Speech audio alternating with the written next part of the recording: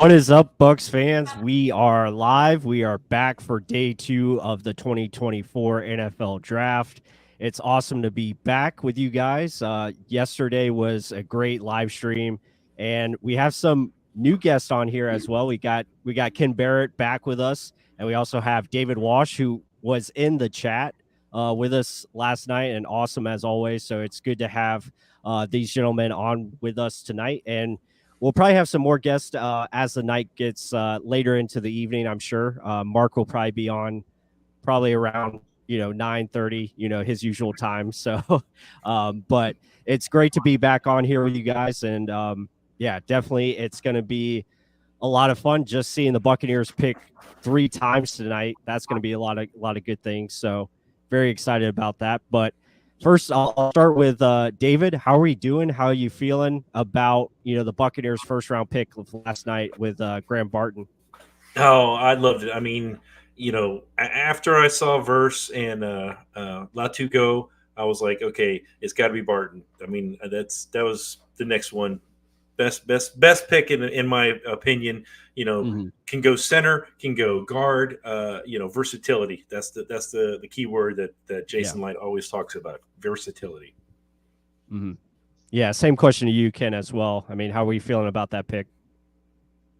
I mean, it was the best need or the best available player at the biggest need at either the guard or center position. So I think this is where Jason Light's going to make his money is tonight. We see the run on corners, but it was nice to see us attack that position in round one. Normally, inside offensive line is not something many teams want to target in round one. But when you're picking 26 and a player like Barton falls down to you, if you haven't seen Barton's highlights, highly recommend watching him versus Jared Verse, as David threw him out earlier, versus FSU. I thought he had a fantastic game there, and I think that shows you kind of what you're getting ready for. Oh, Plessis already has it queued up. Yeah, I mean he's a lot of fun to watch. Again, very good as far as his run blocking technique. Pass blocking, I think, is pretty solid. So he's just a very professional player, business like. You hear him, talk about how important his craft is. So I think that is really cool to see that he takes this very seriously, and obviously wants to continue to improve and get better. So yeah, I mean, guys, feel free to go check out our film study. We have a film study up of him. I think it's up on our channel. It's a couple weeks back, but you just type in Graham Barton. I'm sure you'll find it there. We have a link up on our Twitter as well, so you can check it out there. And I'm sure we'll have more film study of him coming out in the next couple of weeks. Put up some more tape of his game, but yeah, really solid pick. I think the Bucs couldn't have a better scenario play out like they did last night. It really worked into their favor. I want to ask both of you guys, what do you think of him moving potentially to the center position, and do you think that is the smart play? I think it's smarter to do it year one than do it like you did with Ali Marpet, year two, year three. Mm-hmm. If you're again, if the experiment doesn't work, I wouldn't even necessarily call it an experiment, but if he's not comfortable or he's not able to get on the field year one at center, I think you can still slot him in at left guard and be just as happy. Yeah, and I think once you finally make that decision, you need to stick with it. Don't keep flip flopping back and forth. It's like, okay, if year one didn't work at center and then you move him to guard, he needs to stay at guard. Don't go back to center again, because I think that kind of hurt Ali a couple times. Mm-hmm. Yeah, I agree with you guys there. I think just finding him stability at one position, I think, is important. And obviously he's going to bring competition to the center spot or the left guard position as well. So I think either way he's starting this year at one of those spots. And I think you have to be excited about that. And speaking of centers, Jackson Powers Johnson just went to the Raiders. I think that's a good pick for them. Makes sense. It makes sense that he's the Raider. He plays with that demeanor, that nastiness. He was one of the guys that was, connected to the Bucs for a while. And I think here in the second round at pick 12 of the second round at 44, I think that's a good selection. But so far, guys, a lot of corners, a lot of defensive tackles here early. So far, a lot of trades, expensive trades as well. So, I mean, what do we think as far as going into this night? What are we looking for position wise? Any one of you guys can start. I think I'll pass be rush. quick. Oh, go for it. Oh, go ahead, Ken. Go ahead, Ken. No, you said pass rusher. Keep Yeah, going, pass man. rush. I mean, again, we have Randy Gregory is a 1-year rental. JTS he's done very well when it comes to, or I don't want to say very well. He has done serviceable when it comes to stopping the run, but when it comes to getting to the quarterback, Yaya's been the best one on our team. So they need to get somebody on the opposite side of Yaya, and I think that's our number one need, and then probably right after it would be wide receiver. How about you, Ken? I'm thinking right now. I'm thinking corner just because there's been a run on corners, and we know how light is. Once you have them in the little brackets and tiers, and I feel like there's a lot of tier 2 corners that are starting to come off the board. I think tier 1 just got completed with the Saints getting Kool-Aid, but then the other position I was going to say was edge. But I think running back and wide receiver. I think running back probably maybe round 4. So I would definitely throw wide receiver in there if we're going to truly run the 12 personnel. 11 personnel. Excuse me, got my numbers mixed up.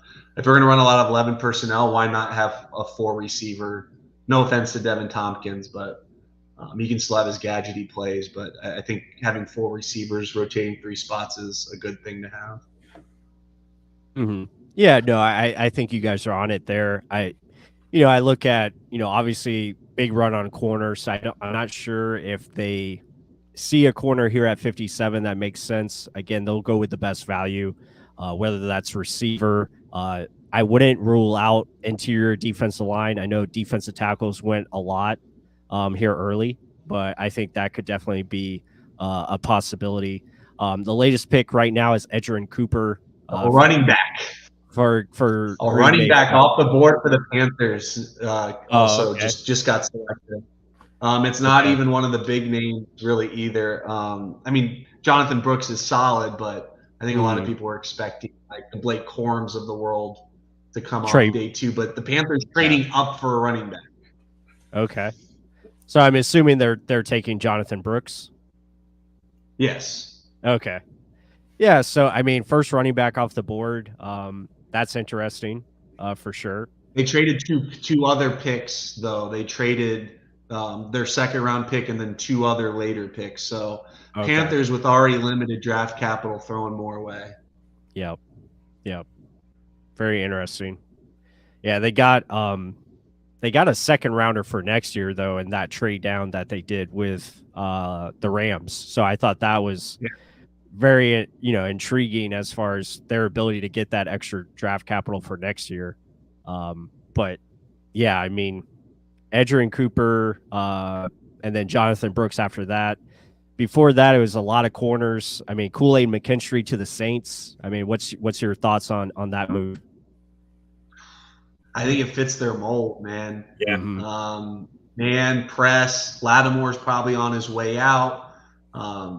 I think it's the need now to have a cornerback too, but it could be their CB1 of the future. And I think they got a good one in round 2 personally. Yeah, I agree. Yeah. Yeah. So, I mean, just back to what we're thinking for these picks for the Bucs, I think, corner, interior defensive line is still on the table.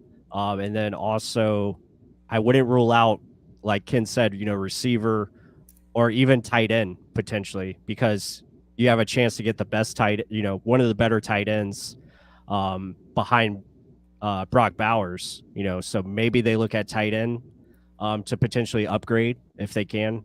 But we'll just have to see. We'll have to see how it plays out. But I'm with you guys. I'm leaning towards defense for the most part.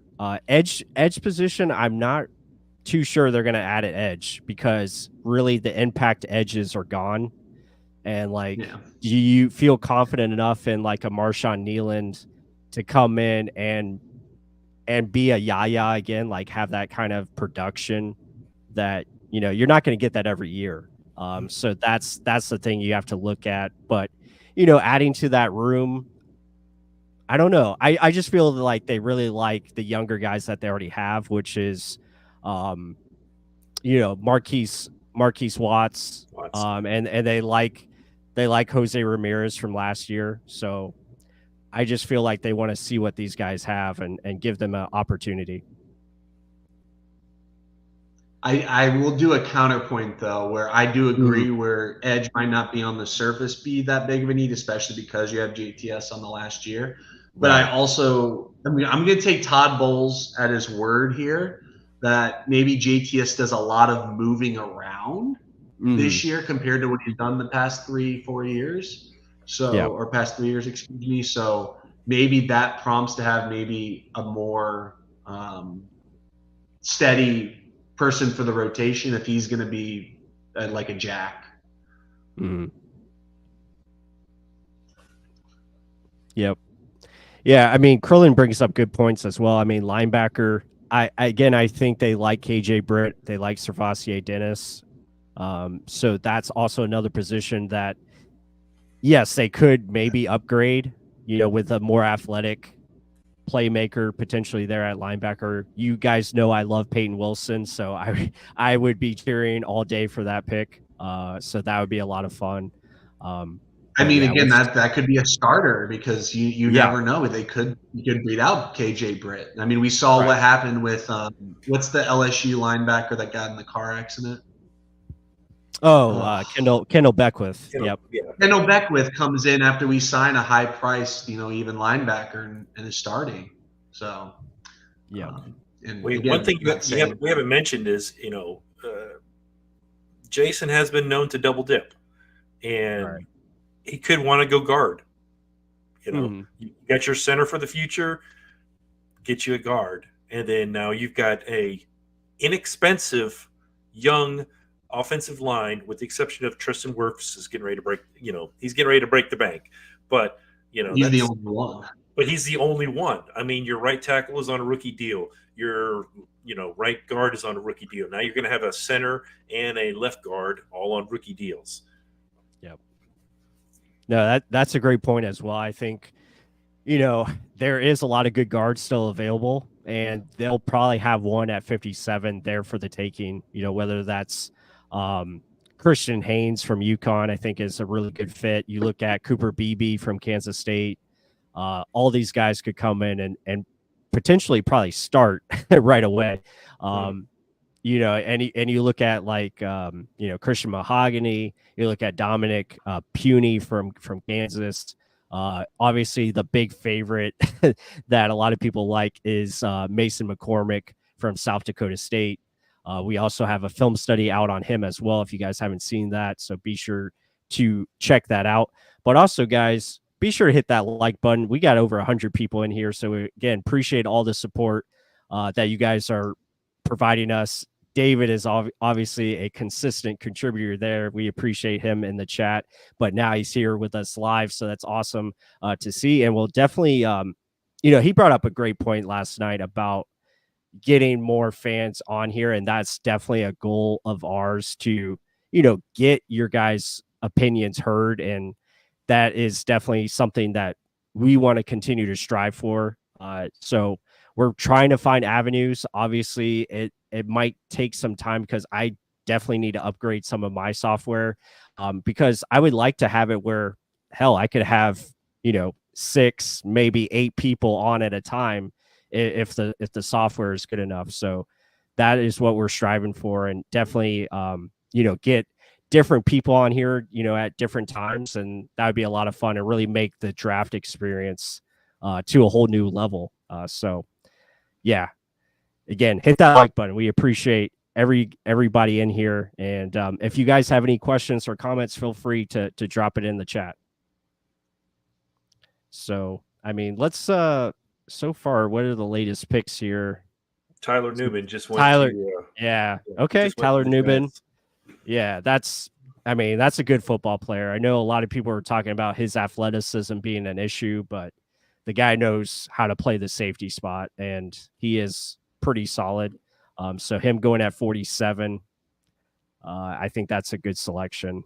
But we're starting to see different positions here. I think that's good for the Buccaneers. Kind of a mix lately. At least the last 4 picks were. So, Well, if we were to go After corner, Newman, you got 2 D tackles coming off the board. So okay. again, I think this is lining up pretty well for the Bucs again here to get an edge, to get a receiver, to get a linebacker. I mean, it's guys that we all love real Bucs talk. They've been finding, who they think that fits well to what we do, and a lot of those guys are still available. We mentioned Nealand,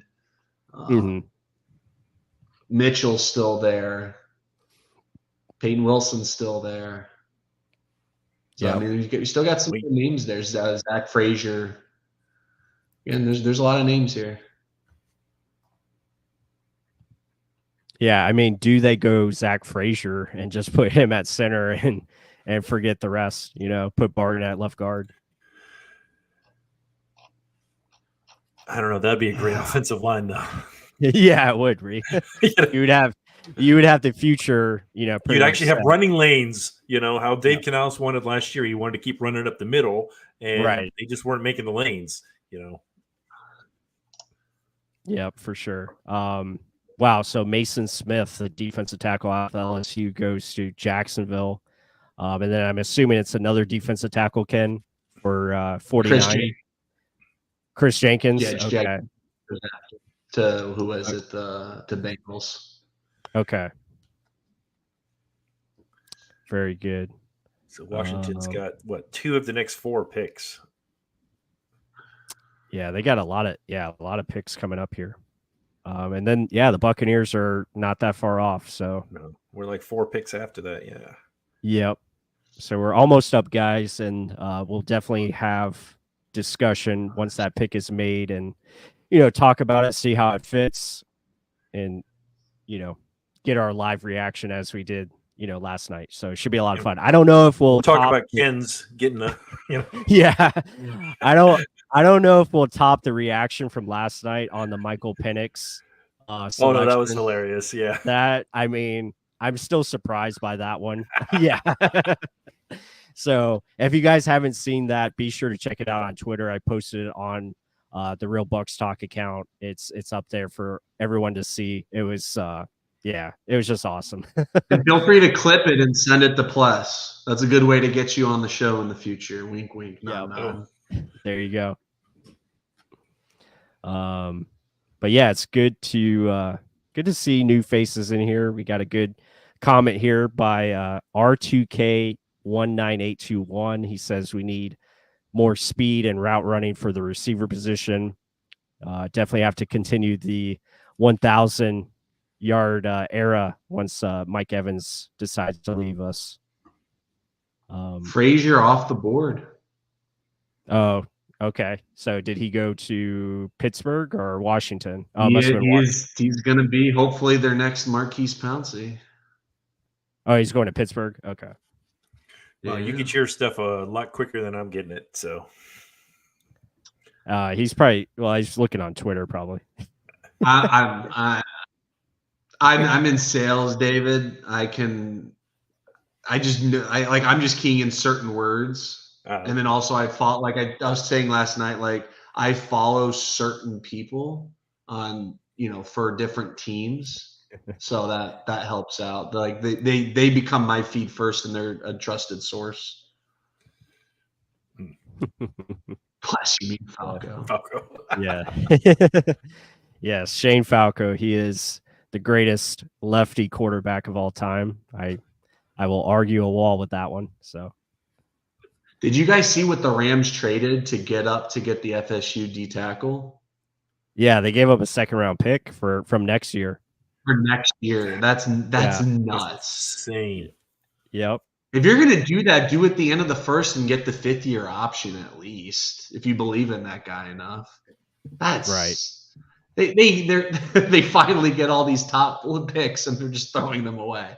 We'll see who they trade their first next year. Well, for. I mean, they must love Florida State because first round they picked Jared Verse, and then second round they picked Fisk.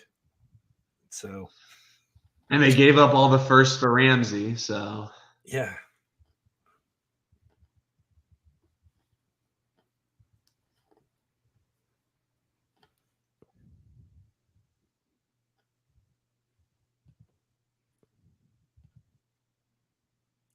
Sorry, I'm trying to confirm Frazier. Oh no, you're all good. You're all good. I'm enjoying the chat right now. It's really good.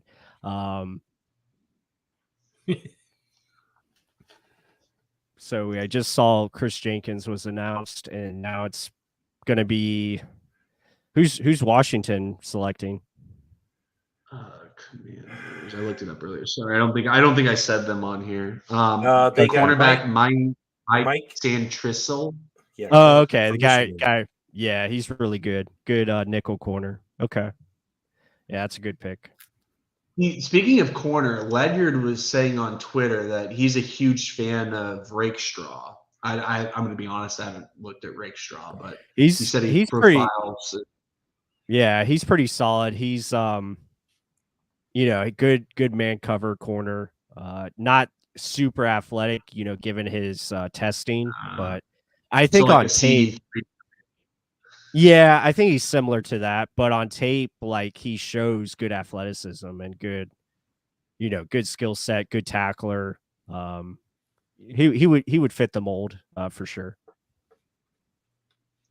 No, that I mean, if we're gonna play a lot more zone, though, I don't think we're going after a Carlton Davis type. Plus, I think Zion's played well enough to at least earn the starting outside job. If they want to bring in competition, great. But if they want to find a slot, or if what's his face, our rookie undrafted from last year, if he wants to take a step up, I mean, please. I wouldn't mind if they had the SM, not the SMB type, but like someone who can play starting outside and go into the slot. I think would be it would be more of the style you want to look for at this point. Right. Yeah, a little more versatility. Well, also, I mean, CD3 was obviously a problem with zone. You can just go back to the end of the Texans game and see that. So, I mean, Carlton Davis's best film was when he's playing man. I mean, when Jamar Chase says you're the best man corner in the NFL and you're not playing man, like as often as the Bucs should for his skill set, like probably when you move on from him, you're probably not going to be playing much man.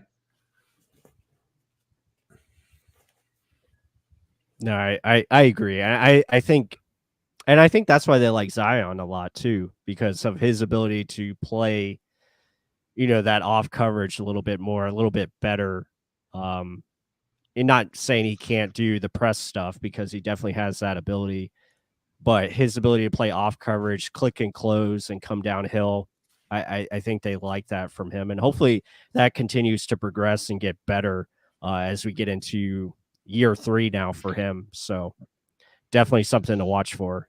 And that's also another reason why they brought in Bryce Hall from the Jets, because he fits that mold. Like he can do off coverage a lot better, seeing the field, and, anticipation, being aware of where the zones are. So I think that is cool to see. Also, side note, Frazier officially off the board for the Colts. Or for the Steelers, or what did I say? Steelers. For the Steelers. Steelers, yeah. I mean, you couldn't pick a perfect team more perfect team for Zach Frazier. Goes to Pittsburgh. I mean, he is a Pittsburgh Steeler for sure. Well, I mean, maybe it's not the best fit if Russell Wilson's the quarterback, because obviously it's not good for offensive linemen if Russell Wilson's your quarterback in the past 3 years. So. Yeah, or Justin Fields, maybe. I don't know. But Fields can at least, I mean, Russ just doesn't have what he used to, but like Fields obviously still elusive. Yeah. That's crazy to me, though. They still only got him for what, like a 5th-round pick, and got most of his salary eaten. Yeah. And they chose to give Russ the job day one. I don't know. That whole situation is just bizarre to me. Mm-hmm. All right. Yeah, that's the big question: is who's going to take the first quarterback today? Oh, right. Yeah. And who's that going to be? Is it going to be Spencer Rattler, Mm-hmm. or is it going to be someone else? You know, I don't That's know. gonna I'm be not as big on. For me with Rattler, it's the off the field stuff that just turns me off. Like if you've seen any clips from him from like high school, like Right. he at least back then was very much holy, like I'm holier than now type of mentality. I mean, usually when you're a top, like he was the top 2 like QB in his class. Like, not saying that that's not unnormal, but he just had social media following him. So myself just ran into a lot of him, but and he's bounced around in college. I mean, obviously he's settled down in USC, South Carolina, but hey, we'll see. But yeah, I mean, I don't really know any of these other quarterbacks well enough. I know Pratt just because a friend with Tulane. Wait, Jordan Travis declared? Yeah, Jordan Travis is in there. I didn't know he declared. I guess I don't know. I'm seeing these names like Leary, Milton, maybe not Hartman, but Travis, Leary, and Milton are super interesting. Mm-hmm. Yeah, Milton's got the I didn't big even. arm. Yeah. I mean, if you're going to grab a day 3 guy to just learn for 2 years and see what you got, I mean, Milton's got at least the goods. Mm-hmm.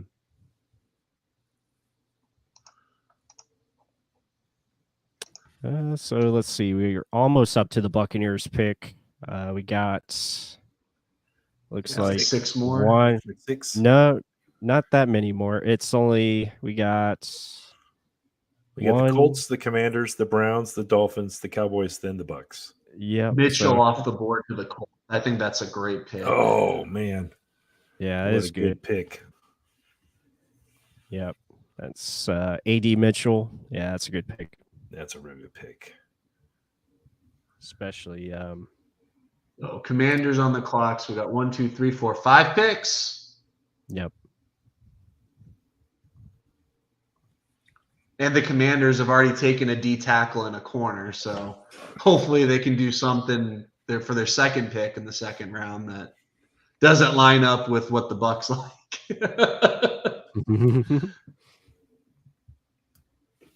Yeah, let me see if I can get best available. What do y'all think about the Eagles double dipping at corner and getting DeJean in the second round?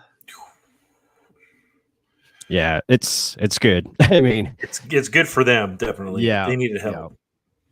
Yeah, I mean, they just need to bring Matt Patricia back just to ruin it all. That's the missing key. Well, I think plus I think we were asking this earlier offline. Plus was saying something about most likely one of them is going to be in the nickel. Mhm. So I have no idea. But he's also going to be returning kicks in the new format. DeJean's the guy you want back there. Yeah. Yeah, so I just pulled up, some best available that are still here on the board, potentially. You look at, Rakestraw would be definitely a fit. Marshawn Nealand, I think they like a lot, so that's an obvious choice. You look at maybe a linebacker. I mean, Junior Colson, I think, is really good. Peyton Wilson, those 2 linebackers there. You could look at a Chris Braswell out of Alabama. Trying to look at some different spots here. I really like Michael Hall Jr. out of Ohio State. I think he's very similar to what you have in Kalijah Cansey, kind of that 3-tech defensive tackle, get up the field. But you can never have enough of those guys, just what they offer as far as pass rush. And then obvious, if they do want to go back to offensive line, there are some good ones with, Christian Haynes and Cooper Beebe. So I'm trying to see who else is, receiver wise, obviously Malachi Corley could make sense if they want to do that, go that route. Troy Franklin out of Oregon, I think would be good value here if he's able to make it. I really do like him. I know he's a little bit on the lighter side, but he's got speed, and I think he can do much more than just be a deep threat down the field. So those are intriguing. Trying to see what else. Low key though, the Commanders with their they're on their third second round pick and already have Daniels. They could have a nice little turnaround here. I thought their 2 second round picks were already hits. Right. So depends how we feel about Dan Quinn. Mm-hmm. I'm not the biggest Dan Quinn fan, but I mean, you give them this much talent, and the quarterback. And how JJ does also. Yes. JJ's in Minnesota. I'm sorry, Jaden Daniels. Jaden's in Washington. That's what I thought you said was Washington. Yeah, the Commanders. Sorry, Minnesota Vikings have JJ. Yeah. Commanders have Jaden Daniels. Yeah, I mean, Commanders are I think they'll be in a good spot with I like Dan Quinn personally, so I think he'll get the defense at least back to track, back to form, especially with what they have up front now with a plethora of defensive linemen, especially in the middle with Newton, and now you have Payne and Jonathan Allen as well. So definitely a good group up there.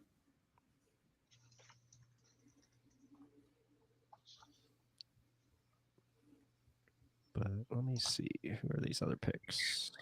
I'm trying to think of where the Commanders could go because they have a good D line. I guess maybe they need an edge.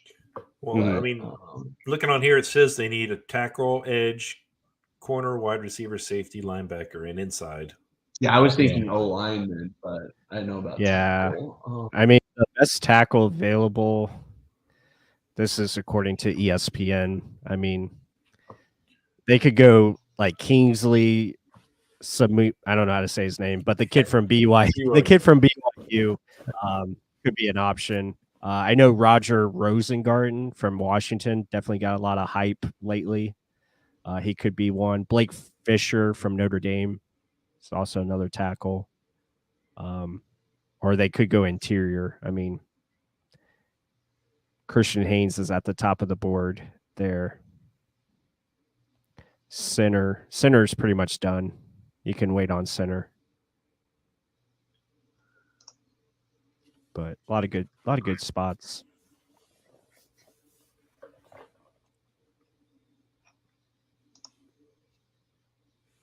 Yeah, so here's what I don't like about teams picking so close together, because everything's talking about San Trissil, but nothing about who they're currently about to. Tight end, Kansas State, Ben Sinnott. For Washington? Commander. Yeah, that's a good pick. Yeah, that's a good pick. That's what personally I was thinking. Cleveland's probably going to take EPA too, so we'll see who they wind up with.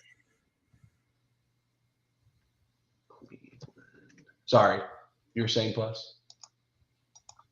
Oh, no, you're good. I was just saying Colts going with Adonai Mitchell. I think that's a really good fit for them. And then obviously Commanders going tight end with Ben Sinnott. I think Sinnott is a really good value here. He reminds me a lot of Sam Laporta from last year. I think he could be that. Yeah, I think he can have that kind of impact. He's super athletic, catch the football really good. So, yeah, I like that pick a lot. But we are almost up here. I mean, you have the Dolphins and Cowboys in front of us. Browns currently on the clock. Almost up. Yeah, I have a good feeling if Marshawn Nealon is there, I think that could be their selection. Either that or maybe receiver.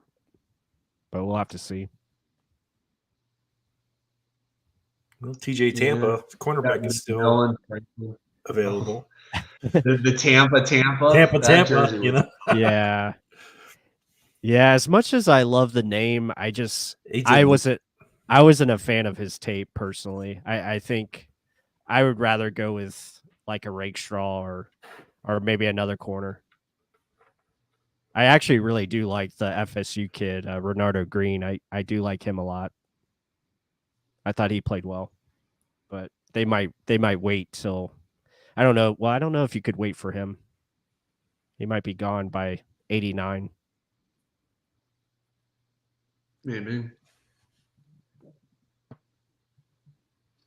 Oh, So- this is the Cleveland first pick here too. I Oh yeah, forget. you're right. So much pressure here. So much pressure for Yeah. the Deshaun Watson trade. You know. Exactly. So Mark just texted me. He was like, if they pick Cooper Beebe, he's gonna flip out in a good way, I think. So yeah, I know, Curlin. That was your guy. That was your dude, and Ben's not. Yep. He does. He loves tight ends. He wanted who's the guy for Green Bay, Krillin? Tucker Kraft, I think it was. That was the guy he wanted. Kraft. Yeah. I think that was either last year or the year before. Yep, there it is. Yep. Good man. A lot of Sonny Weaver memes right now with Cleveland on the clock. Yeah, they're about to trade 3 seconds to get the next pick. Jaguars, where are you when we need you? Exactly. Where's that rookie GM at?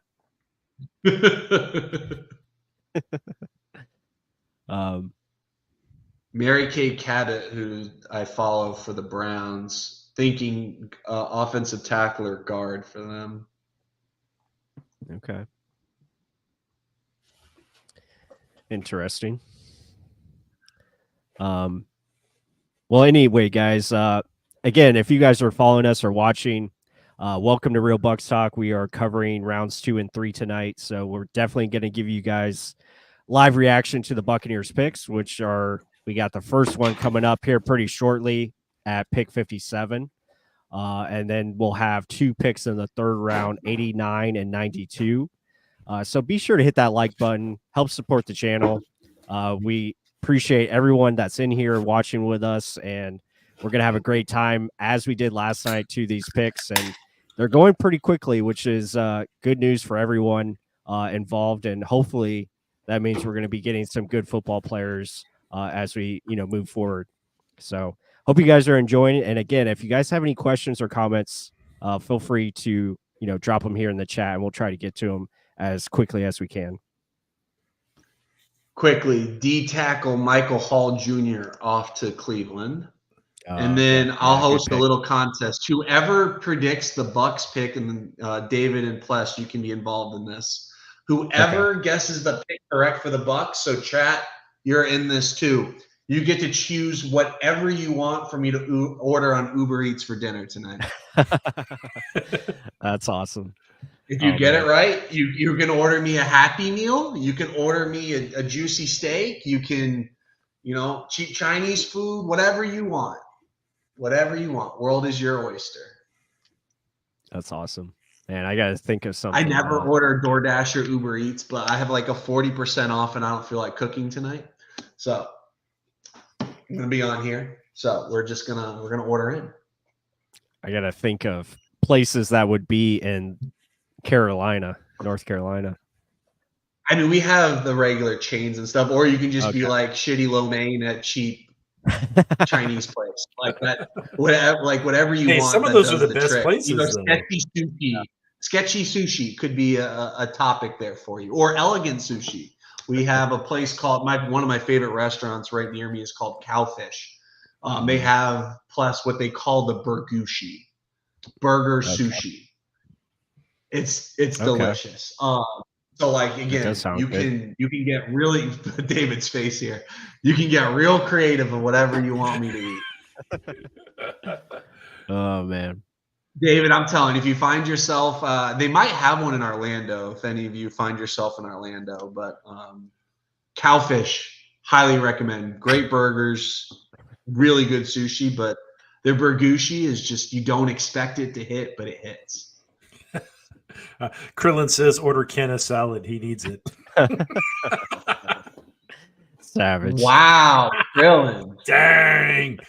Yeah. Krillin. So Krillin, You are you knew going to how go ahead big I and give was, him a Krillin. give him his score like you were doing last night for the people's wives and the girlfriends? Wow, Oh my goodness. Krillin. I would probably be able to eat you, Krillin, so I'd watch it out. I know Krillin. I don't think you know how big I am, though. Oh my god. All right, move on. Dolphin. Okay. G Vegas saying trading down. Interesting. Yeah, I don't. The Bucs have too much ammunition. Why? Yeah. I mean, we don't need the only 10 draft. The only thing is they may want that 5th round that we don't have. yeah. You know, trade back a few. Well, if someone wants to give you the Rams offer of giving you like a 2nd round pick next year, yeah, sure. Like then you trade down because that's huge draft capital next year to help you save some cap money. So like, yeah, that would be cool, but I don't know. I just don't see them trading down. Right. Yeah, I think they 2/3. they stick and pick here, I think, and they're only we're only 2 away. Yeah, 2 picks off, so I think they have a good chance of getting at least a solid either defensive back or edge player or potential receiver. So let's see who's remaining so I can start looking at this. Yeah, I mean, Dolphins are going to. I'm sorry. No, I was just going to say, I mean, yeah, the people I see available, Rakestraw Jr. at corner, Marshawn Nealon, Junior Colson, I think is pretty good. I don't know if they would take a safety. I do like a couple of safeties here that are available. I don't know if they'll do that though. They do have, I mean, there's a good mix here that is available. Christian Haynes is available. Yeah, exactly. They could go offensive line. There's some intriguing receivers. I mean, I do like Malachi Corley. I do like, Roman Wilson, more of a downfield threat. Troy Franklin has some size to him. So, again, I don't know. They might wait on that altogether. Is it this year? Does it seem like there's a lot more sons of famous NFL players this year compared to previous years? There definitely is more legacy people and players in this draft for sure. With Brendan Rice. Obviously there were some others. Chris Jenkins. Marvin Harrison is obviously the big one. So right, you got Trotter Jr. Yeah, exactly. And, Patrick Paul to the Dolphins. Okay. Yeah, I forgot he was still there. He's good developmental tackle. Well, I guess we need to put our picks in then because Dallas is on the clock. Yeah, we're getting pretty close here. All right, chat. Who you thinking we're getting? Yep. Put it in. I also like the video. Yes. If you submit a pick, you have to be eligible to choose my dinner. You have to hit a like on this video. Please, yes, appreciate that. I'm going to go with Marshawn Nealon. That's who I think we're taking. Yep, Krillin is. I'm thinking Nealon too, but I'm trying to think of who else. Oh man, be. That's what I was going to say. We're all going Nealon. we were thinking Nealon there. Yeah. Well, I still think there's solid corners for round 3, so that's where I'm like, to me, he's the real edge that fits us. I will go Nealon or I'll go Corley. So I'll say one of those two. Jay's saying Corley here as well. Corley, huh? Yeah, the receiver. Malachi Corley from Western Kentucky. Yeah. He reminds me of a Debo type. Mm-hmm. Yeah, similar in that form. He just we needs need an OC that would be able to use a Debo type. So let's like if we're gonna draft a Debo type, I'm saying I want someone, and I don't know if we are gonna use a Debo type, but if we are, use them. All right, I guess I'll go different. I'm going to stick on the offensive guard. I'm going to say either Haynes or BB is going to be the next pick. Okay. All I right, like all that. right. I like it. Just So we to got give us Nealon, Corley, and so we only got Jay and Krillin looking to get some or to order my food here. And plus, you said Nealon, Yeah, I did. and then David, are you sticking guard? Yeah, I'm going to go with Haynes guard. or BB? I think he's going to double dip and just hit it early and be done with it. Yeah, that's not a bad plan. I mean, again, you'd have a great offensive line to work with, so can't go wrong there. I mean, especially with the way the rules are nowadays, if your offense isn't scoring 28 plus points a game, you're going to lose. Yeah, that is true. Yeah, that's a good point. Yep, got to be able to score. And then maybe in the third round, I'm hoping that maybe they'll pick up somebody like Malik Washington or, little fast guy. There are some, definitely smaller receivers that I think could be, make sense and also give you, return capability, which, definitely would be a plus. Because that's interesting because I don't know what they're going to do with, Devin Tompkins. Like, how do they see him, being more utilized in this offense or not? Now, I tried reading on literally. Oh, go ahead, Ken. No, please, David. Oh, I was just going to say is I was trying to read on it, but I don't understand these new rules. What is the new kickoff rule that's come out? I mean, what are they able to do differently now? Is it just formations and then they're able to just run out or what's different? Yeah, so think of it like this. So like the biggest reason why the kickoff rules were banned because you could create like wedges and have all of these blockers established. Now your kicker is way the F back there. Everyone's lined up like in like the Revolutionary War. So like you have two lines. You have the tackling side and the defending side and the blocking side, literally facing each other, 10 or 20 yards apart. So you're not carrying all this momentum. Like everything you're seeing is like basically right in front of you, close hand combat is just going to prevent people from getting blindsided. And that's typically what happens on punt and kick returns. You always see what happens when like a blocker runs in and is always going like this, like wide receivers do it all the time, is because they don't want to do that layout hit, which they didn't really change that rule until last year or the year before for the illegal blindside blocks. But that's essentially what this will basically eliminate because you're seeing your target right in front of you. Got it. Mm-hmm. Yeah, it's going to open up a lot. Less injuries, but more action. Yeah, more action. Yeah, it's going to open up the return game, basically make it an important part of special teams once again. And I think it'll be a Marshawn Nealon off the board to the Cowboys. Oh, so no wow. Nealon. Okay, never mind. And the Bucs are on the clock. I'm going to stay off Twitter because I want to be able to react when everyone else reacts. Yeah, I'll have a reaction, but I won't say anything.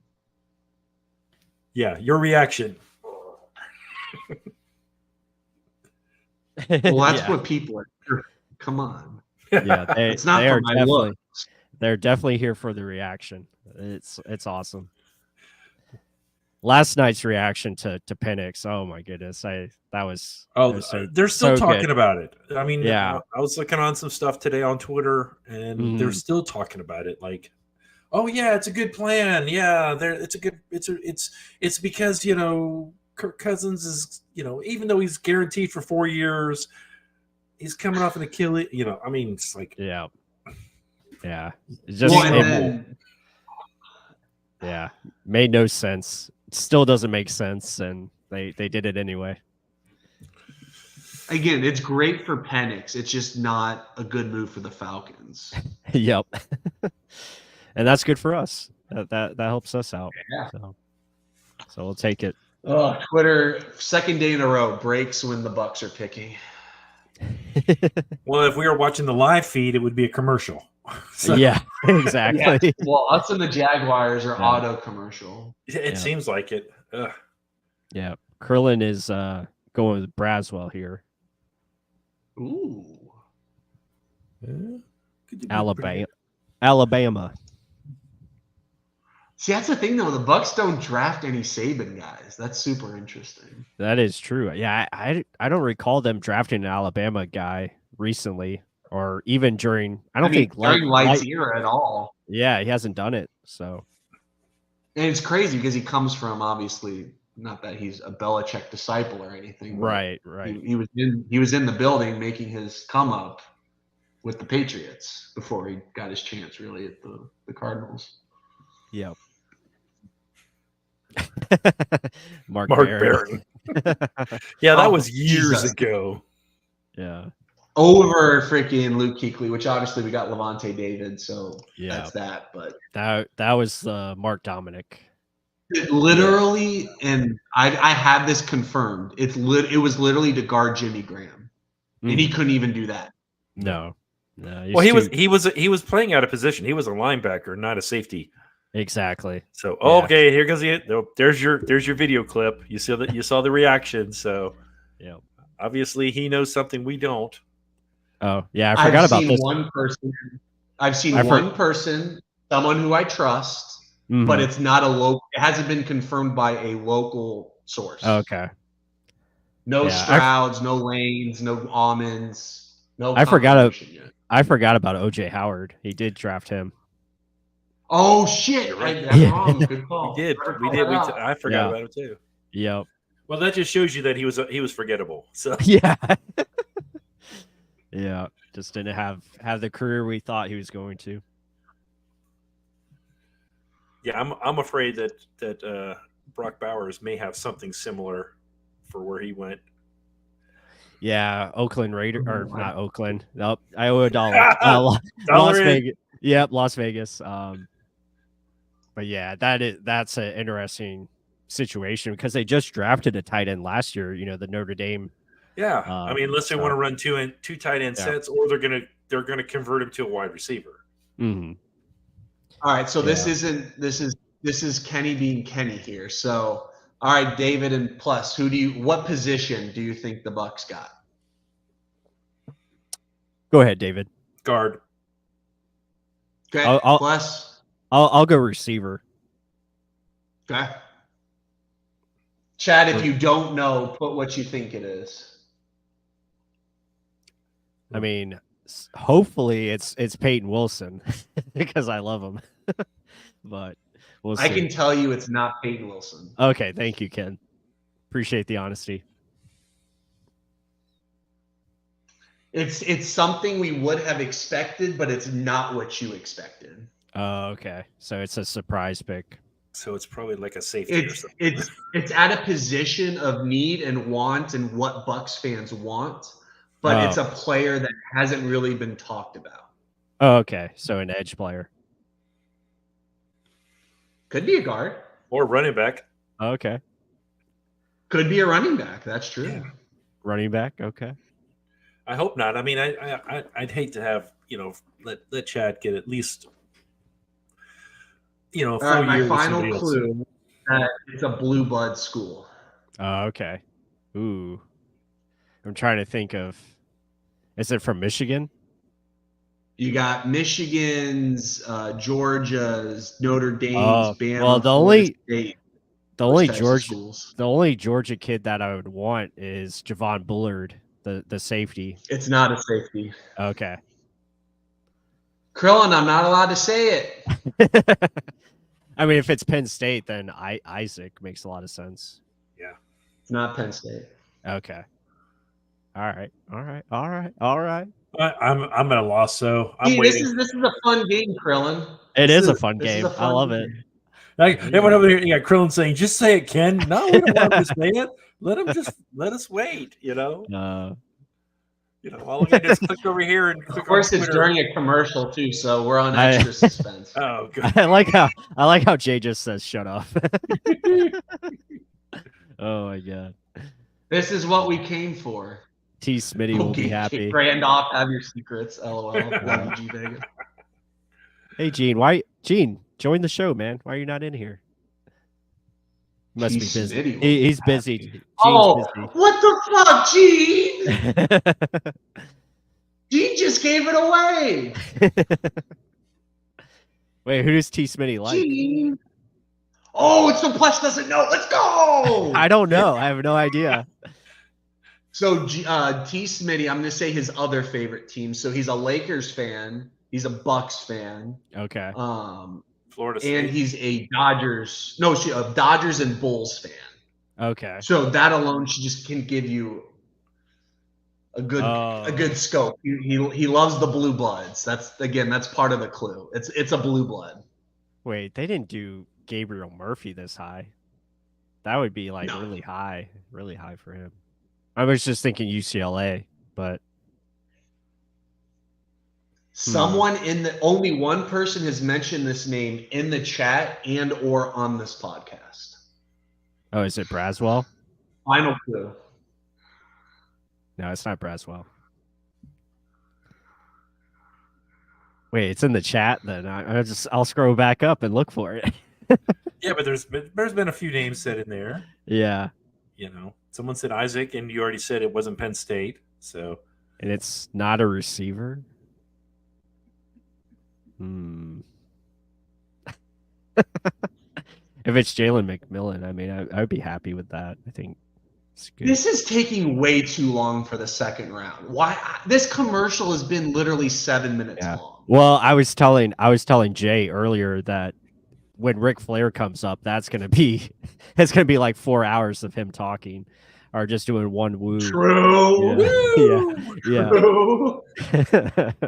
Mark's the one that does 4 minutes. that little button, Okay, right? we're coming off the commercial. About to be showtime.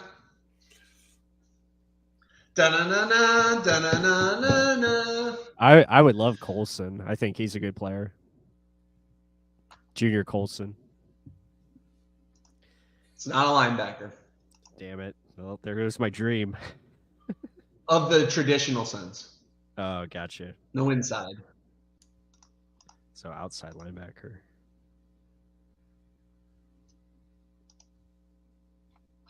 All right, final clue. No, actually, no, you can just wait. I want to watch Ric Flair. Well, if I play this, can you guys hear my audio? Yeah, I wouldn't play it, Ken, because I get a flag for it. That's what I was asking, is if you could hear it. Oh, I could hear it. Yeah. Okay. It just popped up. Okay. Yeah. Good pick. Wait, I thought Ric Flair. Oh, I guess Golston did it. So Ric Flair might be. Ric Flair is Ric Flair is the third round, 92. Oh, so we took Brad. Yeah, we just said we hadn't taken very many Alabama players. So who gets? But I said that not knowing, David. I said that completely not knowing, and I didn't think there was an Alabama. I didn't know Braswell was available. If I'm just gonna. So is Krillin picking the Uber Eats? Who did Krillin guess? He guessed Braswell, but I mean, who is the first one on Braswell? I'm trying to scroll back up and see. That's what I'm looking up. Yeah. All right, what are we getting, Mr. Krillin? Yep, Krillin, let him know. Just don't do that Burger King crap. Fish sandwich and icy from McDonald's. Oh, jeez. All right.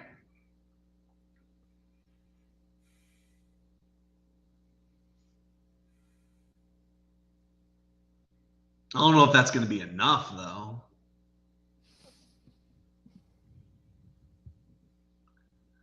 Although I don't like that high C sugar this late at night. Why would he pick this? Okay, let's see. Here's his RAS. Hand size 9.3, RAS 8.73, arm length 33.25. Okay. It's not bad. It says composite size grade is poor. Yeah. Saying his weight is light because he's 251. Right. That's not bad though. No, I mean I like it. I think he's a good player. Last year. His speed is elite. Yeah, he's got a good first step. So I definitely like him more than I liked Chop Robinson. That's for sure. Oh, amen. Oh yeah, for sure. Yeah. So I like his game. I think 8 he'll be. sacks too, so I think that's solid. Yeah, he'll be a good player. I mean, he'll be, if anything, he'll be a solid rotational player. Which is fine. Remember when we were who was that speed rusher we were all excited for that we got in the second round? Oh, Noah Spence. Noah, I mean, this is better than Noah Spence. Yeah, I mean, he already has more production than Chop Robinson had his whole career. So, I mean, he had that last season. He had 8 sacks last year, so I'm fine with it. And he comes from Alabama, which good pedigree. Yeah, good program. And 3 sacks in a more limited role in 2022. Right. So he's a senior. So probably redshirt junior really, but hey, Krillin put what he wanted for you. Here you go. 2 fish sandwiches, large fry. No salt and a medium high C. Oh my goodness. I wouldn't do that, kid. I mean, I'm not spending $20 on a tip just for those 3 items. Because I mean, that's the thing about Uber Eats and DoorDash, man. Like, you order $20 worth of stuff, but you pay $50 for it. Yeah, so a little tidbit on Braswell. I do like his 1.59 10-yard split. That's really good. Pretty good athlete, 4.6 on the 40. He's got good arm length, which is good, about over 33 inches in length. Hand size is pretty good. I like it. I think he has good upside to his game that could be, developed. And to get this guy in the second round, I think that's a solid move for the Buccaneers, especially just looking at the board, knowing they have 2 third-round picks coming up. Maybe they move up with those picks, or maybe they just stand pat. We'll just have to see. But so far, you're building the trenches, and that's something that Jason Light wanted to do going into this draft, and obviously have taken care of business so far in doing so. Shoot, we're almost in the third round. There's only 4 picks left. Yeah, we're gonna be starting the third round here shortly, and then the Bucs will probably be up before we know it.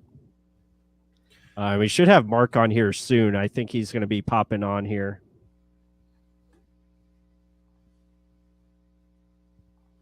Krillin, what do you think of bonefish? That fits your seafood pick. Oh, bonefish is good. They have good food. I've had them when I was in Tampa. Oh yeah. No, I have one. I can honestly, I might even just go pick it up because it's literally right across the street from me. I live in a really nice area where it's kind of secluded, but it's nice or near a nice part of Raleigh. I have no idea what bonefish is. Come on, Krillin, get out of here. All right, bonefish it is. We're gonna get some salmon. It's good. I'm trying to think of what else. Good, healthy choice. Yeah. No, I'm sorry, I can't do the fish sandwiches. I mean, not even for McDonald's standards, it's the worst thing. Yeah, not from McDonald's. I mean, if you were getting a double cheeseburger or something, or just a cheeseburger, I could understand it. But that is correct, G Vega. But Mr. Daughtry, it looks like we got a David Walsh fan in the house. Or David Wash. Why did I say it? Walsh. Wash. What's up? I have no idea. maybe it's my fantastic Buccaneers Hawaiian shirt. That is a nice shirt. That is a great shirt. Hey, eBay. I loved it, because I don't live in Tampa anymore, unfortunately. I grew up there, and then, I went in the military and had to move away. So, but yeah. Oh, BB's gone. That's a shame. Oh, did he just go? Who did he go to? He just went. Wait a minute. No. Let me pull my. I'm reading something. I'm sorry. That's best remaining. Oh, okay. That's Yeah, let me pull up the tracker real quick because I know Green Bay just made it. Yeah, Green Bay got Bullard. Okay. From Georgia. Yeah. Bullard got Fisher, offensive tackle. Okay. Bill's pick is in. Don't know what it is yet, and the Lions are on the clock. Okay. Yeah, those are. Yeah, I mean, what do you? guys in the chat, let us know your thoughts of Braswell here from Alabama edge. Again, Buccaneers get that edge rusher that everybody wanted, and let us know what you guys think in the chat. Do you like it? Do you hate it? Are you so on it? We would love to hear your thoughts about this selection. It's 100% for sure. That's fine. That's awesome.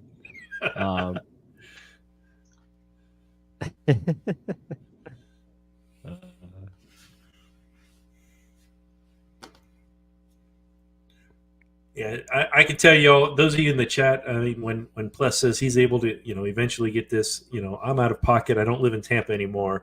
I live up in Georgia, so I'm surrounded by Atlanta fans. And but yeah, so coming to a place like this is fantastic. Just being able to talk, So, hey, I don't know if Pless, if you want to throw it up there, but you guys make sure y'all give it a thumbs up. Make sure y'all like, subscribe. I mean, yes, hit that like button. Appreciate all the support. Appreciate all the people in here. This is awesome. Again, we love that you guys are hopefully enjoying the stream. And again, we'll have work to do as Chris Braswell is the selection. We'll get a film study hopefully sometime soon, so you guys can enjoy that and definitely dive into that selection. I mean, just from what I'm reading, again, I didn't watch much of Chris Braswell because I thought if we weren't getting an edge in the first round, I was kind of leaning towards we weren't going to select one at all. So to get him in round 2, I think that's a good move, especially he seemed like a guy that got better after the 22 season, like stepping into a full-time role. I think him and Dallas Turner took steps forward. So I think you have to really like that you're getting a guy that at least showed that he was ascending as a football player. And I think it kind of similar to what they saw in Yaya Diaby, a guy that really took his game to another level after, really not playing much and becoming a full-time guy. So, Everyone's saying he's liking Braswell more than Nealon. Yeah, I mean, Nealon was a good fit for what the Buccaneers like to do as far as scheme wise, and I think Braswell can fit just fine as well. G Vegas brings up a good point. Should be a contributor right away. So I think that's what you're looking for, especially in the second round. You're looking for guys that can come in and make an impact, in some type of capacity. So definitely getting a guy like this, and that breaks my heart. The Bills just got one of my favorites, and that is Cole Bishop out of Utah, the safety. I really like his game. So that's a good pick for Buffalo. But yeah, Jay is talking about McDonald's. He's like, gave me diarrhea. Oh my goodness. Classic. But yeah, that's a great point, G Vegas. Rich, appreciate you, man. You're always giving up the likes, so keep doing that for us. We appreciate it. But like David said, we're almost to round 3, which will be exciting because we have not one, but we got 2 selections, and one of them is going to be announced by Ric Flair. So that should be something to say the least. And I'm hoping Mark can get in here soon, so maybe we can have the sound to play that for y'all. Woo! But we'll see. He might be outside again, like he was last night, so he might not have that tech. Yeah, don't worry, everyone. He's tiring the baby out so he can sleep as a parent. Exactly. Yeah, I've done those days a long time ago.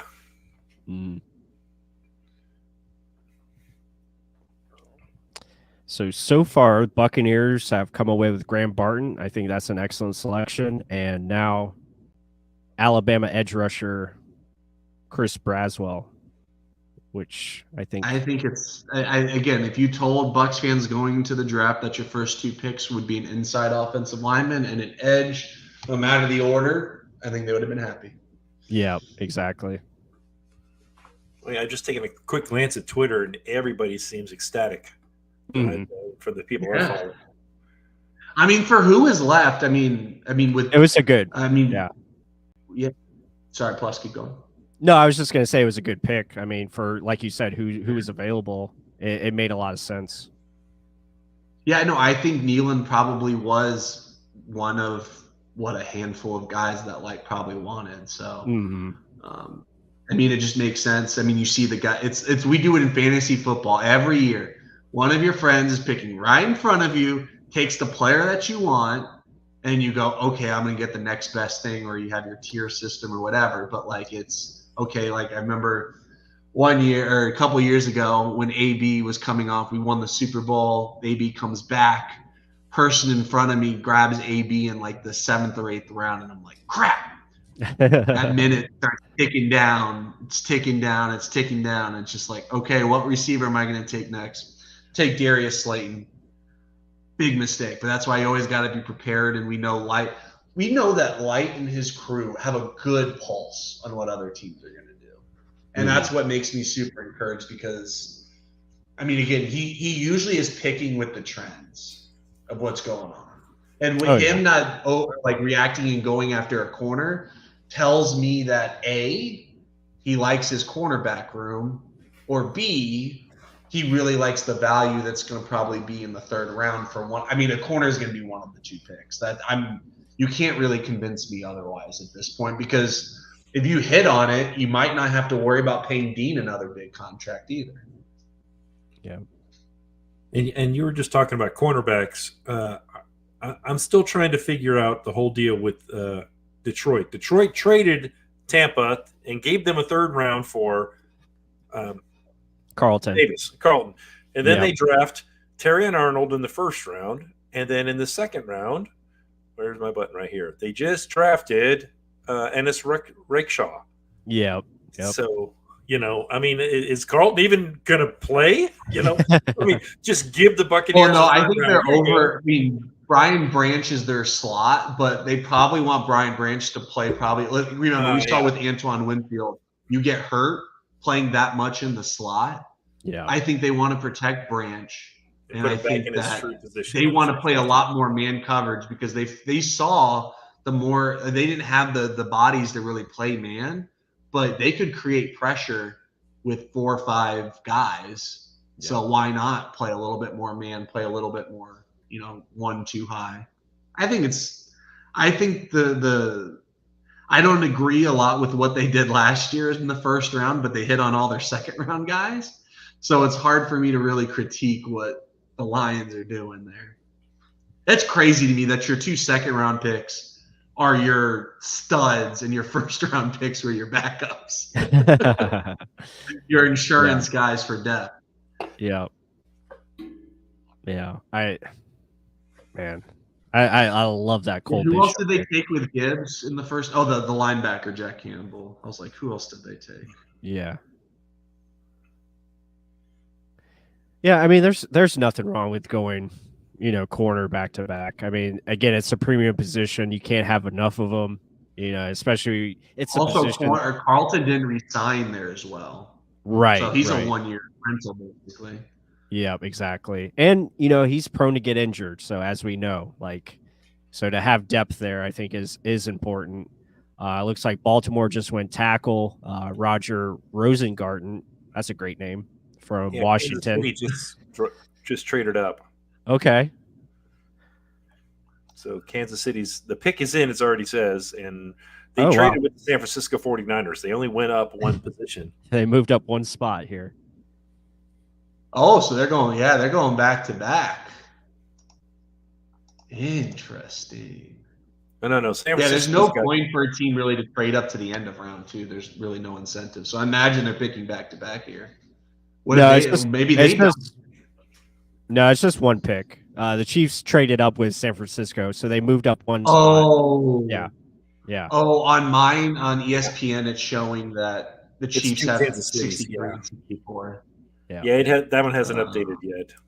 Yep. Yeah, I see on the TV version now it says KC, San Fran, then Carolina. Mm-hmm. I still can't believe they got Xavier Worthy. That's perfect fit as it could be.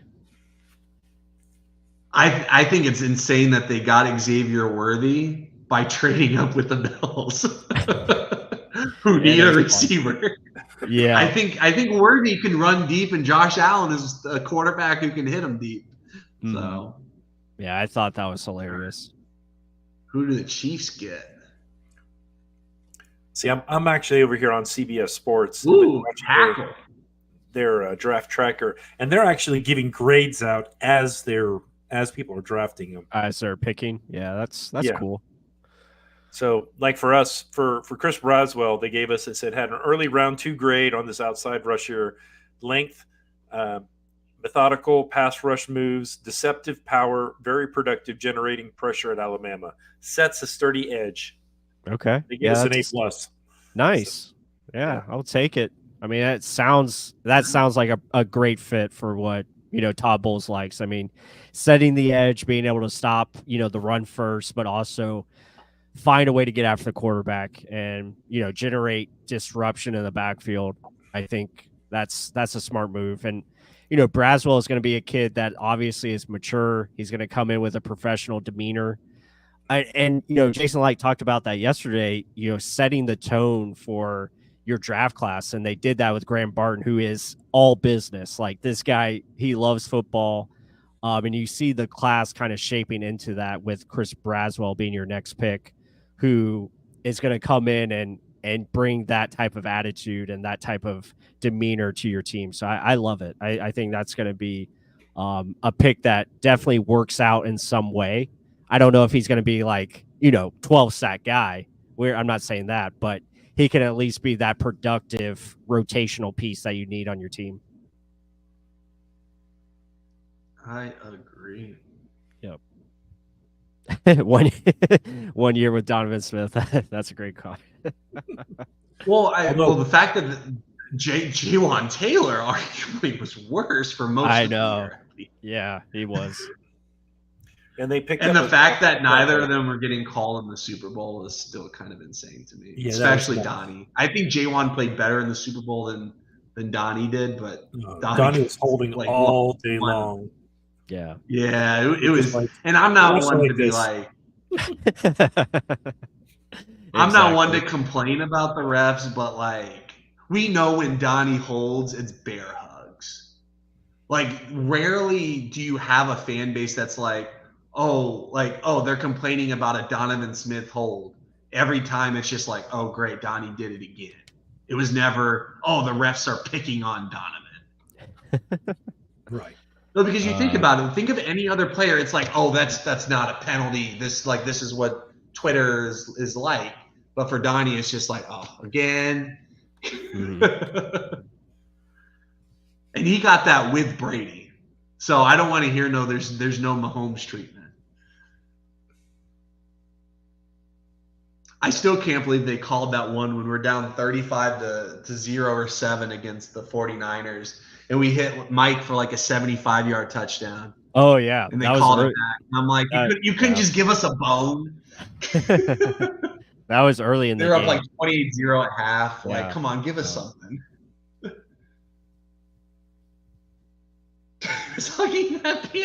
the 49ers took Florida State fans. Bernardo Green. He went to San Fran. You're ahead of me, David. You're ahead of me. I was on Twitter. Sorry. Oh!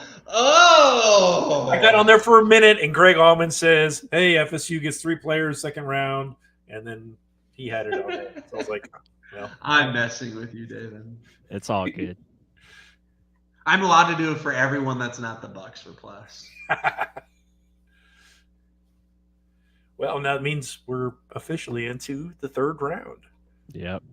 It's going to be great.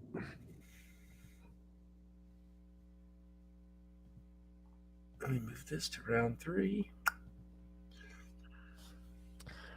Yeah, so as you guys see here, depth chart has been updated. They got Graham Barton here at left guard, which is interesting. We'll see. I think, like I told you guys earlier, I think he's going to be starting no matter what. I think he's going to be either left guard or he's going to be your starting center. They've also got him on as your center behind Hainsey. Yep. So there you go. So they got him in 2 places. Yep. And I like really our lads for depth charts. They don't do as much of that stuff. Right. They don't have Braswell in here yet, but I'm sure that's coming. But you look at, the edge group, like I mentioned earlier in the pod, I really do like what you have in this room with Yaya Diaby. You bring in Randy Gregory, who I think fills a good role that, can provide different things from rushing either inside or outside. JTS kind of similar to that mold. And then you have Anthony Nelson, who's just, consistent and does his job. And then you have upside with potential of Marquise Watts or Jose Ramirez. So I do like that group. And now you add in a guy like Braswell, who obviously is going to take one of those spots. So it makes it interesting to see who they're going to keep.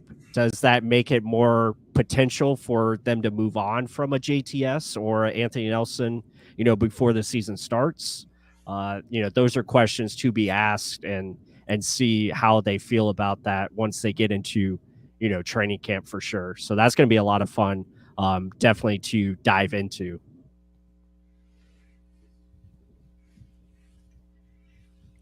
Let's see what else we got going on here. Yeah, they're doing something, Krillin. I don't know what the Panthers and Falcons have going on right now, but they're, I think they're looking at the long haul. They're looking at the future for sure.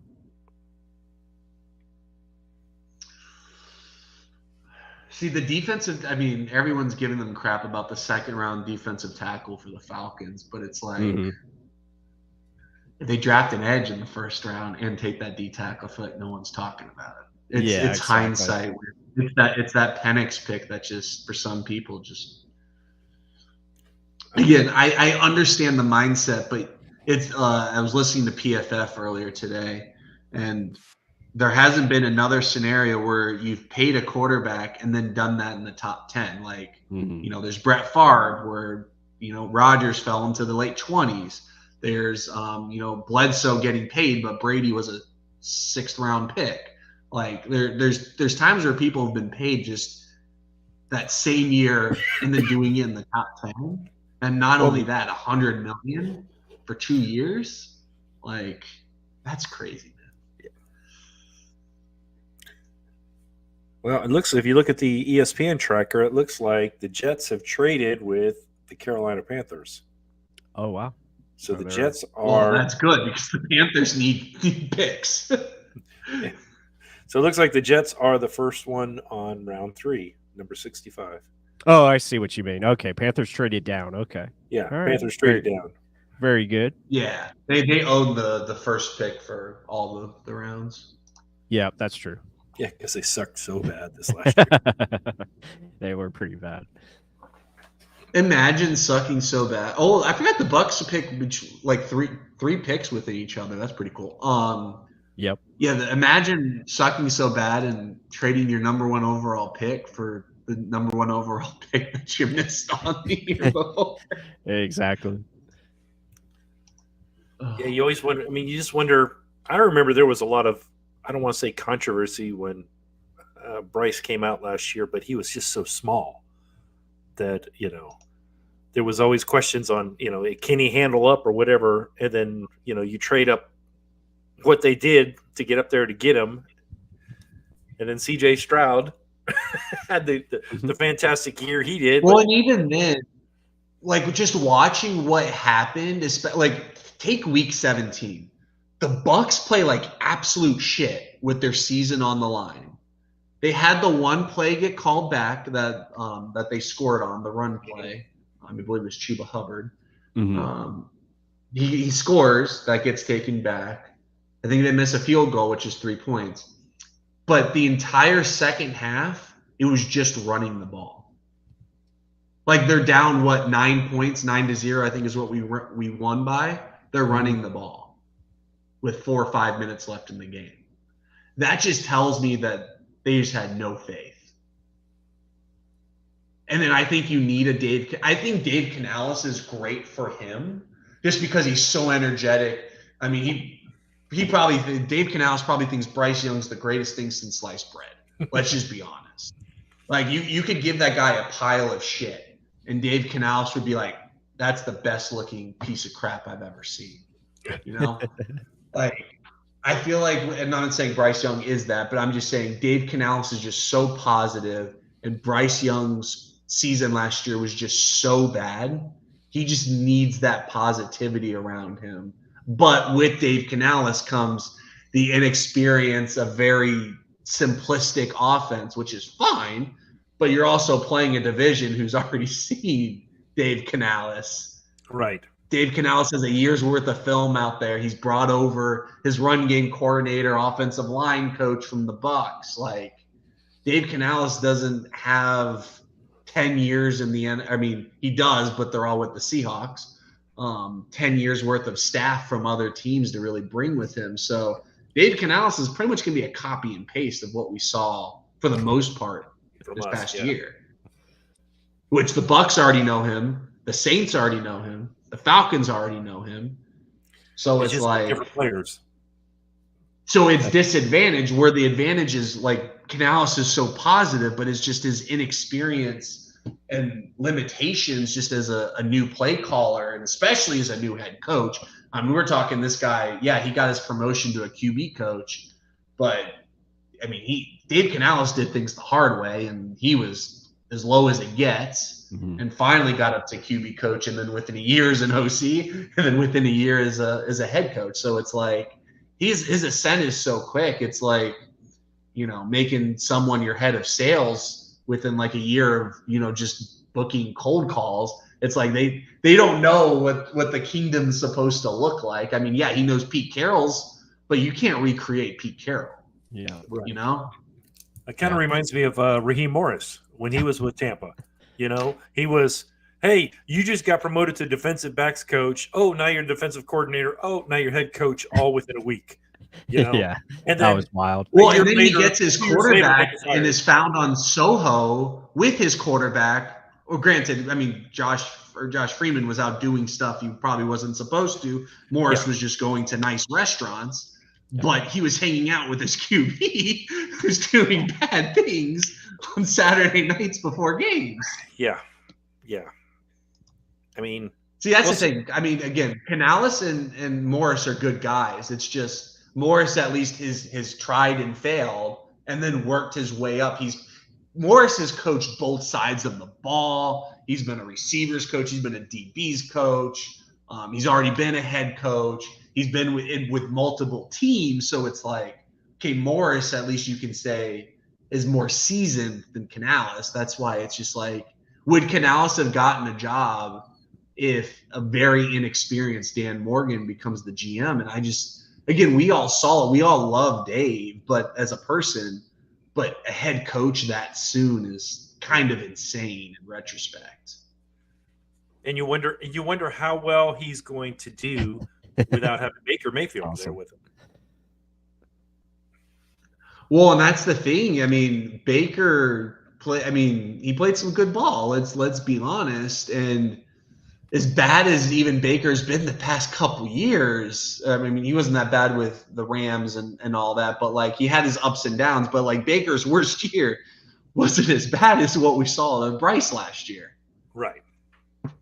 I mean, you can say Mayfield had a bad year in what was it, 2021 or 22? I forgot which, where he's playing on that shoulder. And even it's not your throwing shoulder, sure, but you're using that and you're getting hit. Like that affects your timing, that affects your decision making. Like, I think also give him that excuse. It is a built-in excuse for Baker. Mm-hmm. Now, what happened in Carolina with Baker? That's the damning part. Yeah. Mm-hmm. No, those are great points. I think, you know, getting a Liam Cohen with Baker, I think that's going to do a lot off the board. Do a lot of good things. Yeah, running backs starting to go here. Some love. Yeah, I like Trey Benson. I think he's a good running back. Good explosive. So. But yeah, Dave Canales in Carolina, I think it's gonna. I just hope they give him enough time to really build what he wants to get accomplished. Well, did you guys see what Tepper did yesterday? This is how. Did you see the clip of him, Plus and No, I David? didn't. No, I didn't. Okay, so next time you're on Twitter X, so there's a restaurant in Charlotte that put up a sign that said, Yeah, I did like see Mr. that. Tepper or owner, please, let the GM and coach pick the players or something. Mm-hmm. Tepper goes into the restaurant and literally is trying to find the owner. And apparently the owner's not there. So he's like messing with like the manager, like the host or whoever's, at the front. He's wearing an Eagles hat. Obviously it's the first day of the draft. Like he's probably just supporting his team. Like Tepper walks up to him, has a conversation, and takes the hat off of his head. Oh wow. Like he could have gone full Bruce Wayne and been like an eccentric billionaire and like not cared, like, oh, or poke some fun. Like there's so many ways Tepper could have had good press from that. Tepper just doesn't seem like a nice guy, a guy you want to work for. The beer incident last year where he spilled the beer all over those people, I would probably argue he threw it more than he did spill it. Like you can make the argument Brittany Mahomes was like celebrating versus Tepper was just being an asshole. Oh man. All right, Brownies or Commanders. Sorry, the Commanders logo is like brown on my screen. Maybe I'm high. I'm not. I don't do that. I don't partake. It looks brown on my screen. Well, the W, it's kind of a brownish in the gold. Yeah. Yeah, but like the whole banner across the bottom, I don't know. It just looks like a reddish brown. I thought they were a lot lighter with their color. Guard Brandon Coleman to the Commanders. That's funny. God, they're owning day 2. Holy moly. That's 4 picks now on day 2. Yeah, it's funny. CBS is showing Coleman as a tackle. ESPN is showing him as a guard. So I noticed that too. It's like, okay. Is he winning? And it's funny because ABC and ESPN are owned by the same network.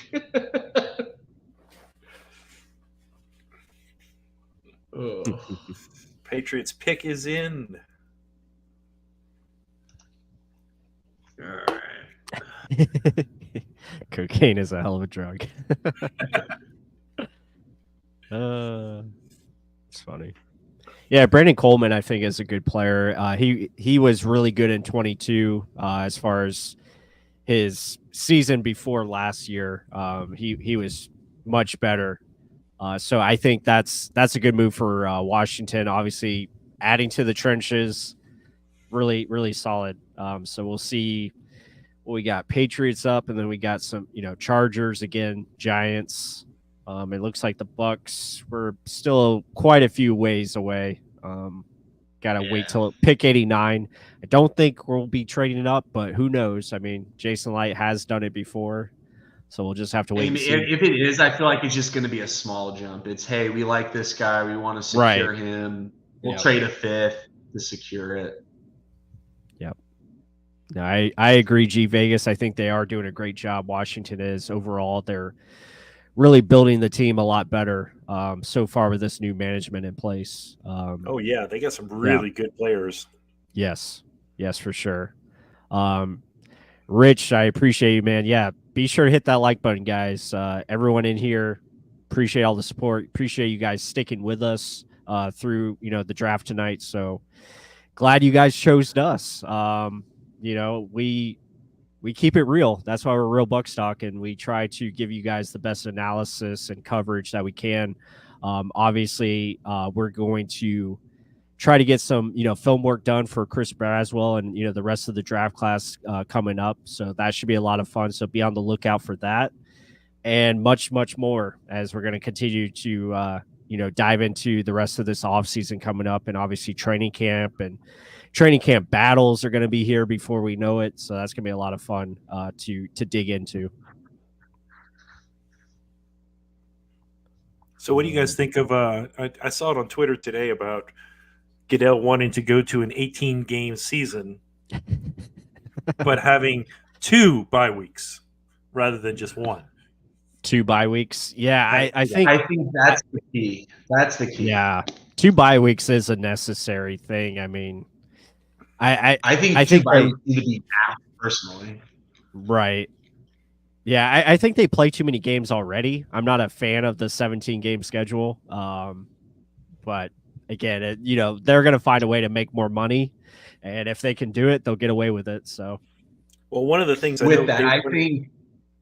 They wanted to push the Super Bowl back a week, so it'd be on that 3-day weekend, so they could watch it on. Why has no one ever thought of this already? I don't know. I don't know why they started the round 1 of the draft on a Thursday night either. So I mean, they can start. We know, like, the NCAA college basketball championship tipped off at 9:30. At least the NFL on Super Bowl Sunday at least is like, okay, like, we'll do like a 6:30, 7 o'clock kickoff. Like, that's great. But you have so many damn commercials and halftime show, and next thing you know, the game's over like at 11:30, and then you're obviously on a high, because even if your team's not in the Super Bowl, it's the damn Super Bowl. So it's just like, okay, like, do it on a 3-day weekend. No one's going to complain. But what I think is the biggest key in that is, I think if they did go to 18-2 with the 2 preseason games, I think what you're going to see is a way different preseason, where I think it's going to be even more scrimmaging versus other teams than what we're even used to, which is typically 1 or 2 in a preseason. I think you're going to see a lot more of that, 2-day practices with other teams at your facility or going to theirs. And I think that's good, because, again, I think with professionals getting the installs in, that's not that big of an issue, but you're going to get the contact, but it's going to be more controlled. And no one really likes the preseason. I mean, heck, I've never done an NFL preseason, but I can tell you college preseasons suck. You spend just as much time in an ice bath as you do in a damn weight room. It's the only time I've ever napped in my life. Because I can't nap. If I nap, I ruin my sleep. But it was necessary to nap 2 hours every day. It stunk.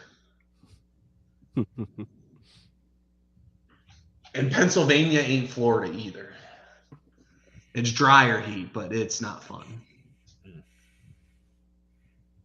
Hey, Krillin asked a question about, now the players can wear the Guardian caps in the regular season games now.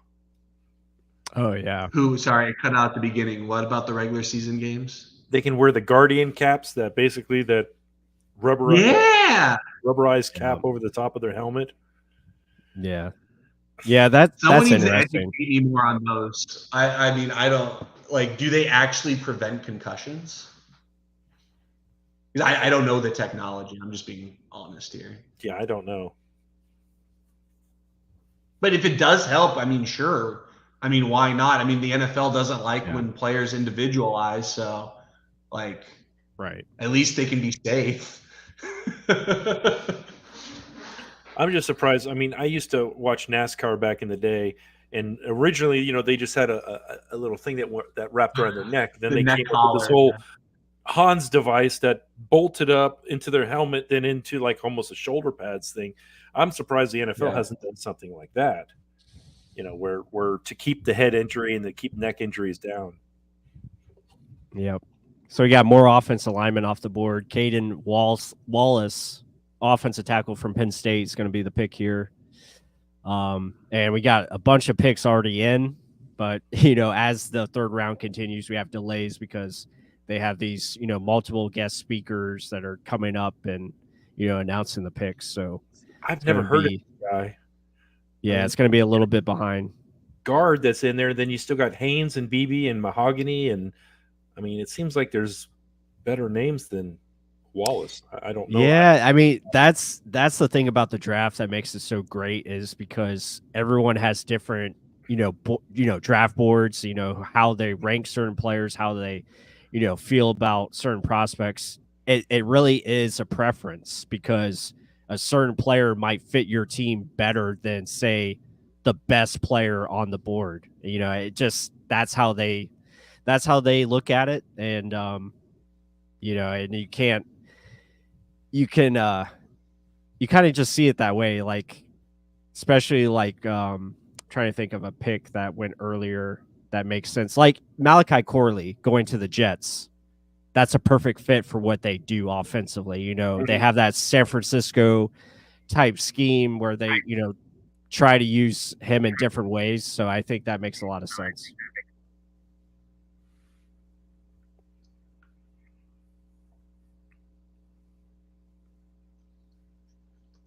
Like even the Bucs picks, like the Bucs picks taking Graham Barton.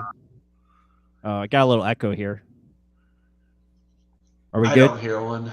Oh, okay. I don't hear one. I was hearing myself for a second. Yeah, Graham Barton and Braswell, like two really good athletes, you know, and that's what the Bucs like to pick early. They like to go after those high athletic players, especially early premium picks. And you get them at, you know, interior offensive line and edge. I think that makes a lot of sense for sure. Mm-hmm. Well, Junior Colson, linebacker's gone. Went to the Yeah. Chargers. I figured he would be going here soon. He's a good player, really good linebacker. But I'm hoping for Peyton Wilson. If we can get him in the third round, I would love that. I would go ecstatic.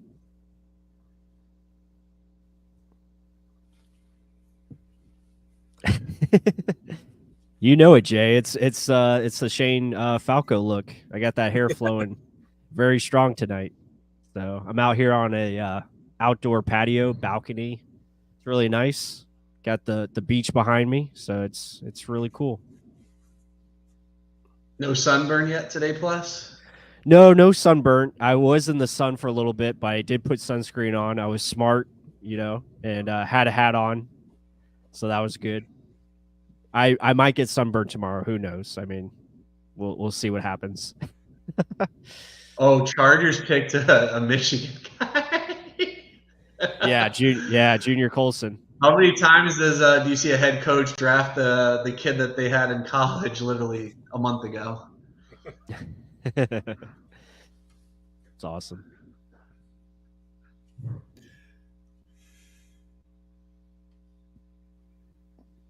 Oh, man.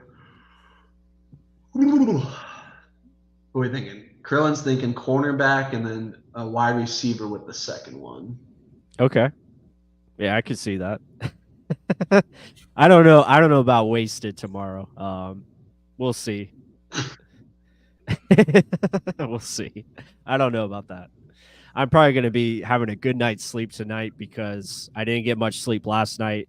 The stream, you know, ended right around midnight. And then I was staying up till like 1:30 in the morning, going over Graham Barton, you know, what he was talking about, and just going over, you know, press conferences and stuff like that. So we'll see about getting wasted tomorrow, but I'm sure it'll be a good time. You know, tomorrow on the beach and riding around on the golf cart is always an interesting adventure. So.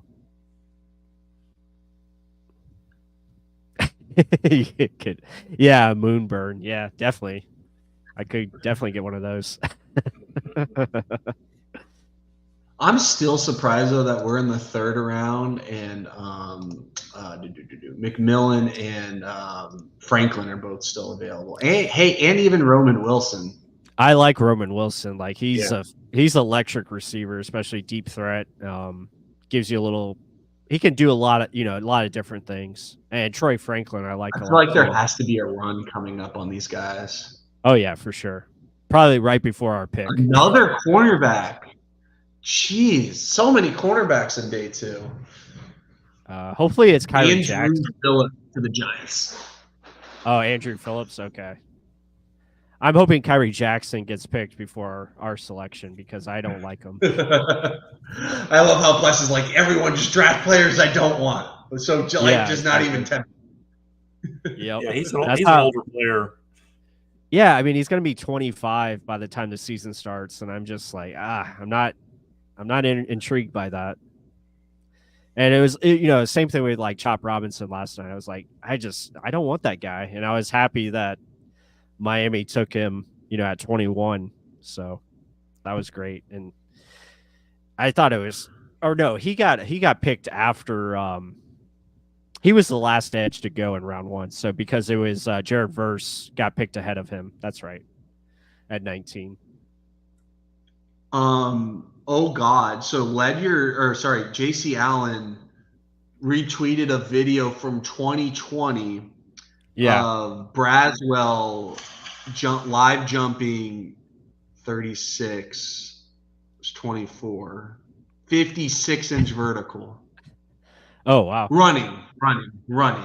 Okay. Standing, but that's explosive. He's a freshman in 2020. That's pretty good. Yeah, we'll take it. Yeah, it's a running start. It's like running into a dunk is essentially what he did. A 2 steps, 2-foot jump. Okay. That's insane vertical. Yeah, he's an explosive athlete. Yeah, explosive first step. Yeah, I think it's a very solid pick for sure.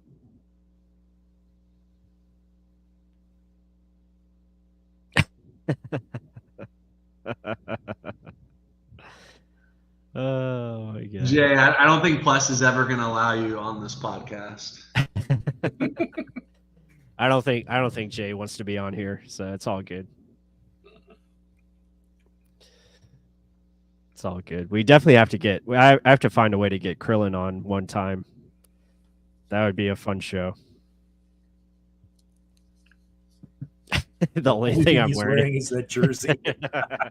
No, I got pants on. But that is funny though. But it wouldn't be a bad night to not have anything on. But bye. It's funny. Krillin says, "Prove you guys ever meet Jay? He's trouble, but he's a good time." Oh, man. Yeah, Jay is a character. Fun dude. Yeah, we're thinking about potentially going to the draft next year in Green Bay, so that will be intriguing if we're able to do that. So I feel like that would be probably better because I feel like doing it in like very urban cities. Yeah. Like it's a lot. It's like I remember when especially, I mean, obviously it's not that cold in Green Bay right now, but I heard it was a nightmare hosting the Super Bowl in Minnesota. Because everyone was just in Mall of America and you couldn't go anywhere. Right. Yeah, for sure. So like I feel like Green Bay in April, like it's not terribly cold. Like you can have some fun. Yep. Well, we finally got my co-host to join here on the show, so let's welcome him in. What up, Mark? What's going on? Good to see you, Marky Mark. Where's the Funky Bunch? They're asleep right now. Very The good. whole Very Funky good. Bunch is asleep.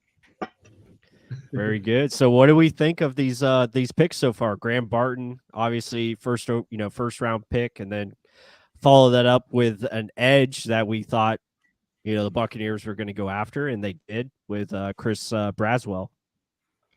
So, I mean, my initial looksy at him, I mean, body type wise, I mean, 6'3", 251, 33.5-inch arms, I think it was, bigger hands, almost 10-inch hands. I mean, I don't know if they're trying to go with a similar player as Yaya Diaby is. He's not as big as like 265 as Yaya is, but he looks like he plays with more power because he doesn't play with quick twitch. That's for sure. But I mean, he's not slow by any means. He ran a 4.6, so it's like, I think it's a good combination between the two. I mean, I'm hoping he's got a good first. I was going to say he's got a good first step. I mean, it's a good first step. I mean, when everyone else was wanting Chop Robinson, right? That this like pales in comparison. So, but I mean, overall, I mean, I think it's just the mold of that guy they want, a guy that can stand the edge but also cover in space. And like you saw some of the clips, he is covering in space too. So, I mean, I like it. I mean, I want to do more research on him before I have hearsay or say about it. But Yeah. overall, I mean, body type wise, it looks like what Yaya Diaby brings. Okay. Very good. Yeah, I think it was just a smart pick. Alabama pedigree, obviously, and he's going to come in.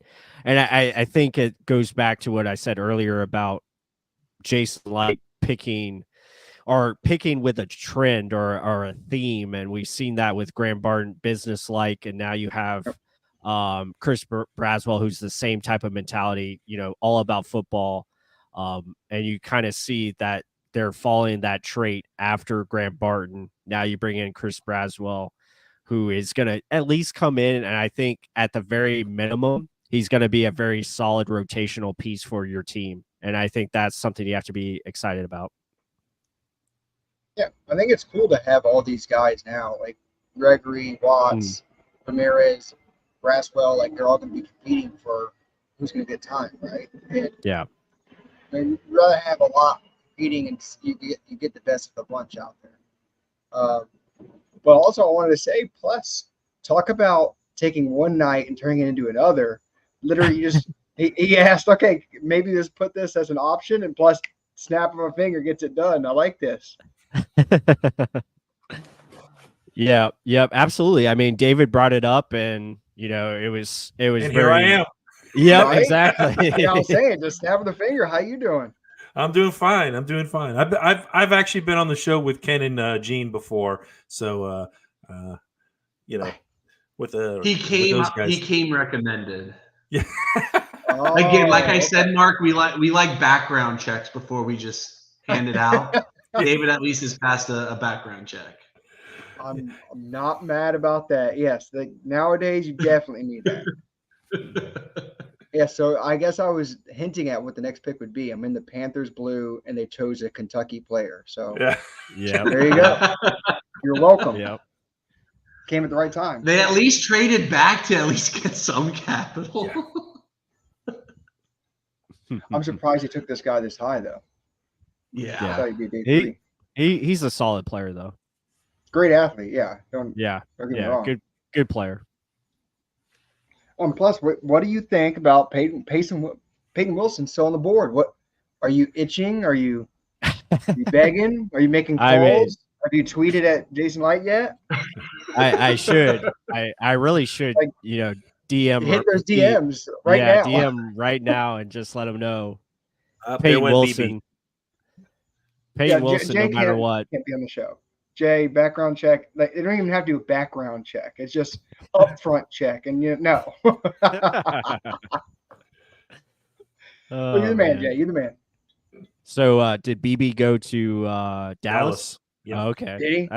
That's a good pick. Damn, that's good a pick. perfect Good pick pick. for him. Yep. Do we think that the Bucs go offensive line again at all coming up? I mean, our boy's still there. Small school. Yeah. Yeah, but can they get him in the 4th? That's the question. Yeah, they probably could. If they can get him in the 4th, I back-to-back think they're going to thirds. try to get something else. Maybe wide receiver, maybe cornerback. But You know who's there that I would really like is and I mentioned this earlier is I'm sorry, Jay. what happened? The chat was Oh my god. That's Jay's go-to. oh, that's wrong. Oh my goodness. Oh, But a guy that I would really like is Brandon Dorless. I mean, he's still available here. preach. He would be really good. Interior defensive line. Just keep adding to those trenches. He'd be an instant upgrade over Logan Hall. I would love it. But yeah, Peyton Wilson would be awesome. But I agree with what David was saying. Like, I think it could be a combination of like corner, running back, wide receiver, corner. Yeah. Yeah, Something for along the sure. lines of that. Braylon sure. Trice went to the Falcons. Okay. Edge rusher out of Washington. Mm-hmm. Interesting. Well, was anyone watching the ABC version of this when Braswell got picked? Did Saban say anything about him?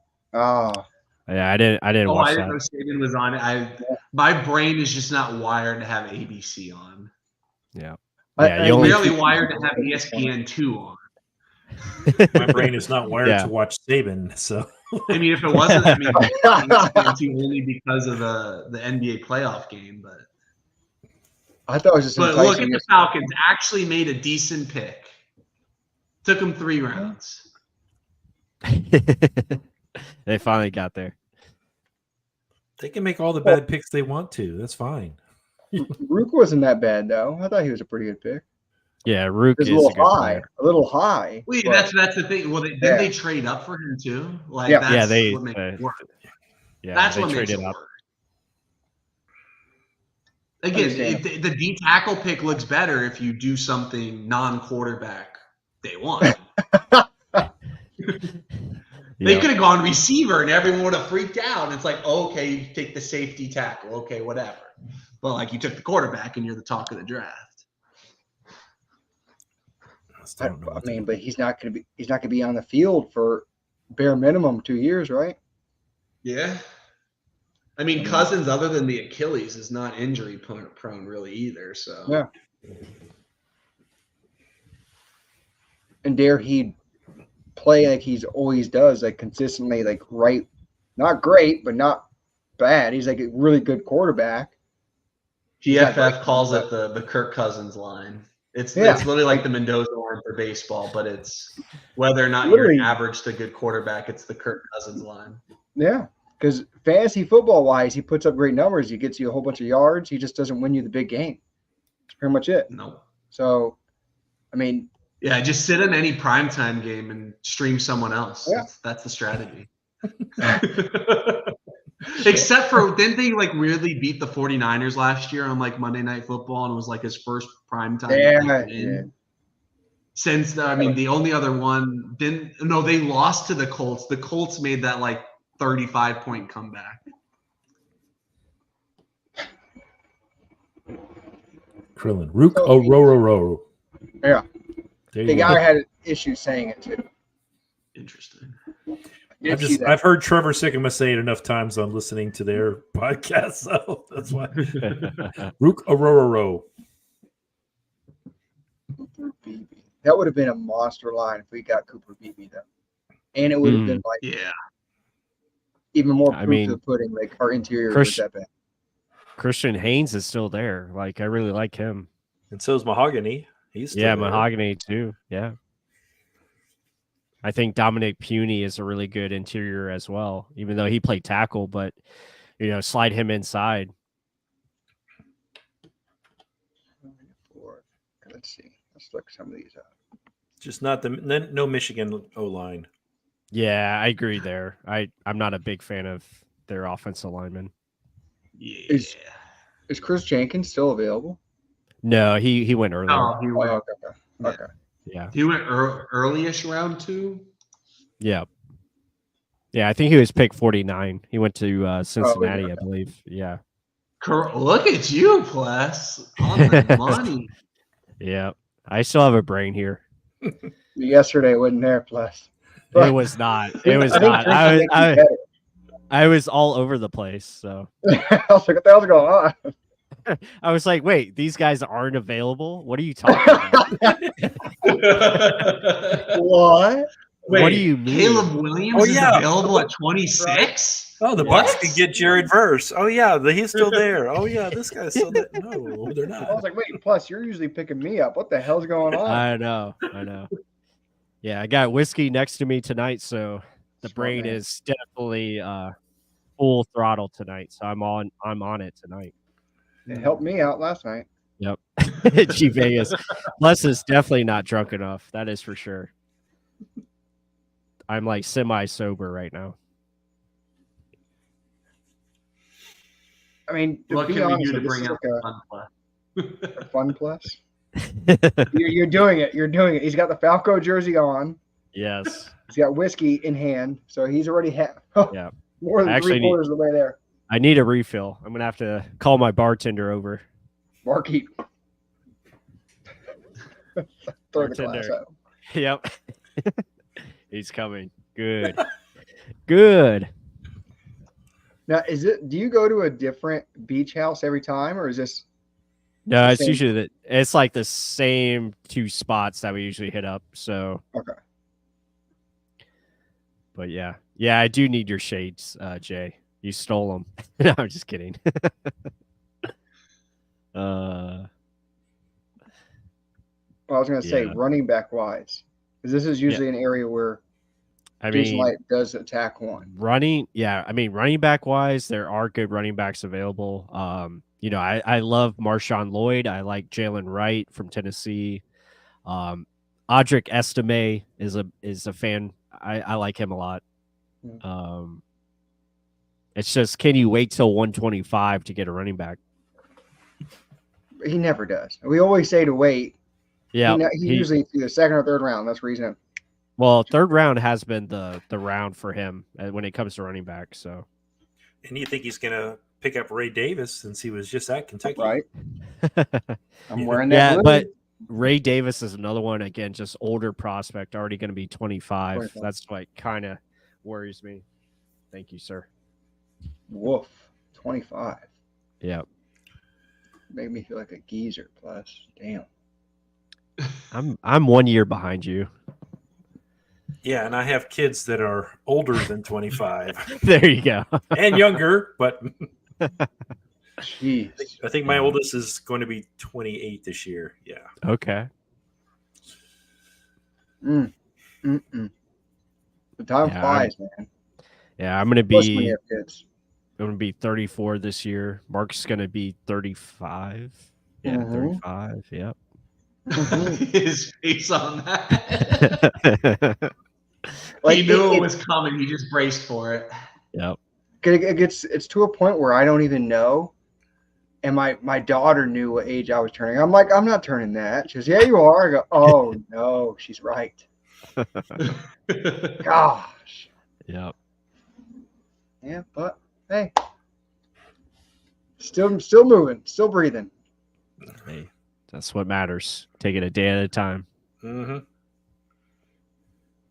So the Broncos, this is their next pick after Bo Nix? I think so. Yeah, they didn't have a second rounder, so this would be their next selection. Wow. Yeah, those are good good names, Krillin. I like Jalen McMillan. I don't like Kyrie Jackson, so no to that. Christian Mahogany, Braylon Allen, no.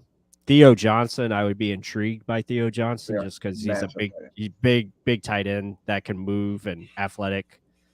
Definitely could be potential pick here coming up. Oh, there goes Jonah Ellis. Oh, yeah, that's a good spot for him. I thought he was a third round type of prospect, so I think that's good fit. All right, so you guys heard what I thought of Chris Braswell. What'd y'all think? Like, I mean, you saw it live. What was your reaction there? Solid. Yeah, like it was like Solid. The board was falling. Nealon went the pick before to the Cowboys. So Nealon, when you know me, Mark, I was doing the I know who it is. Like, here's you guys can guess type of thing, and like they're guessing edge, corner, or edge, or like guard or wide receiver were like the big three that Pless and David were really thinking, and the same thing kind of with the chat. But then once what's his face went off the board right before us, like edge just kind of exited people's minds, and I was like, oh, blue blood. And I just made the comment before that we never draft Alabama guys. And then someone reminded me of Mark Barron and then OJ Howard. But that's beside the point. And then it turns out to be an Alabama guy. So it was just like, okay, if you told everyone coming out of the draft that the first two picks, doesn't matter which order, was going to be edge and inside offensive line, I think everyone would have been happy. Yeah, very happy. Yeah. And we all agree he's better than Chop. So we were all happy with that. Yeah. Yeah. Which I'm surprised that Chop's teammate is still on the board. Because Chop did not have the production. He has the potential, but not the production. But yet Isaac is the one who had the production, but he didn't have all the traits. So yeah. No, I like Braswell. I think again it's a guy that will come in and he'll be at least solid for you in the terms of doing his job, making sure he's stout and run defense for sure. And then find a way to, get after the quarterback. And I think he did a lot of that at Alabama. He was really good at generating pressures, but also he had production to back that up last year with 8 sacks and, finding ways to get in the backfield on a more consistent basis. So I think the upside is there. And he definitely has the athletic profile that, Jason Light likes to target. And yeah, I think it was a very good pick for where the Buccaneers were in the draft. And obviously they felt edge was a need. And yeah, definitely I think it matched very well for them. Yeah, I really think that mold, though. It's just the bigger guy that can set the edge but also cover space. Yes. I mean, it's not like we got the bulk inside. Now I get these guys that can do. I'm just seeing how they have so many of them now. Because, does that pigeonhole him to having to start because you spent capital on him is the question. Yeah. I mean, it's second-round grade. I mean, Yaya was a third transitioning. He transitioned flawlessly, but. Well, you got Randy Gregory here. You can, mean, if it just depends on who wins in training camp. If Randy wins it, and then they also play in the heat of Florida. So rotating those guys in and out is not a bad thing. I don't think at all. Yeah. Yep. I think Bus even said it, like Randy Gregory too. Like, okay, it's a good signing. Yes, he's a veteran, but it necessarily mean he's going to make the team if these other guys are doing that well. True. Yeah. Yep. Because he's not like a bona fide, this is a great veteran where he's going to be on the team no matter what. I mean, you want him to be, but if some of these other young guys outplay him, that's what it is, like you just said. Yeah, absolutely. Krillin says JTS lost his job as soon as Braswell was there. Yeah, and that's one of the things I mentioned earlier. It's like, do we move on from a JTS? Do we move on from Anthony Nelson before this season even begins? So it opens up the possibility of either a trade or a release where you open the door for a Marquise Watts or a Jose Ramirez potentially. And also open, opportunities for who you just selected, which is Chris Braswell, and, the premium pick that you just took with him. Obviously that's going to put him in a driver's seat to be one of the main contributors this season for sure. I mean, look at all of our second round picks lately. Like, we usually start. So that's why I'm like, Yep. Houston is up. They did a trade. Okay. They traded picks 86 and 123 for the Eagles number 78. Oh, okay. Wow. David, I appreciate you taking over the slack for me. I think last night doing this for every pick is a little exhausting, and with the Bucs having 2 picks coming up, I'm like, I'm going to save my eyeballs for a little bit. I'm there for you, Ken. I'm there for you. And also, I've officially placed the order. I was going to go pick it up, but Bonefish closes at 11, and I'm not sure when the Bucs will be picking, so I can't really go pick it up. So I was like, you're not allowed to. You're not allowed to. Yeah, we're about not allowed to. No, that was what y'all said last night in the chat. He's not allowed. He has to be on there when they pick. Oh, I mean, I would have been on in my car. Let's be real, but no, but that's the thing is, like, I don't think it makes logical sense to go do that at this point. But then you lose internet connection. We draft a kicker. It's the 3rd round, Mark. The kicker in the 3rd round's not a big deal. I really don't think they're going to draft a kicker when they just paid one, and we've got a punter. The Falcons said, "Hold my beer," and Jason Light says, "Watch me win a Super Bowl now, David." Oh my god. But Ken wasn't there. Hey, Wait, plus, didn't who- he draft Aguayo the same year as? No, it wasn't the same year as Winston because we got Marpet and Smith. It was the year after. So I was like, imagine going quarterback round 1 and kicker round 2. McDonald's was open all night. Oh no, so Mark, so I said if someone got the pick correct, that they could pick my order for tonight, and Krillin actually got it correct. But his order for me was 2 fish sandwiches, a small no salted fry from McDonald's with a medium high C. So I was like, no, but I'll do bonefish. Oh man. 2 fish sandwich. I've had a fish sandwich from McDonald's. Shit. I haven't had McDonald's, period. My girlfriend Really? will only go there because she likes they have the special Coke, so she does Diet Coke from there. That's the only time I've even been near a McDonald's in 20 years. I used to freak on McDonald's very often. Too low brow for His Highness. That is great. So, Just wanted to say. I'm putting it a different way, Krillin, than what Jay said. Jay said the truth of basically it goes through you. I'm just gonna say my stomach just doesn't handle that, or like Taco Bell. Like I have friends that just order them and their roommate like $50 worth of Taco Bell, and they're good. Oh, wow. Like I visited my friend in Chicago, and there was 4 of us, and they did $100. I like maybe only had like a quesadilla and like a taco. The rest of them MFers did like $97 worth of Taco Bell. And I'm like, how is this possible? Everything's gone downhill though. I remember when I thought Taco Bell was like that was the place to go. You're hungover, go get it. It's gonna satisfy all your dreams. No. I can't get any fast food now. It's just gross. It is. Hey, guys, Everything I remember a day when Taco Bell, when you could get a taco for 39 cents. An Right? actual, like, Yeah, it was less than $1 menu. It was No, did you guys see one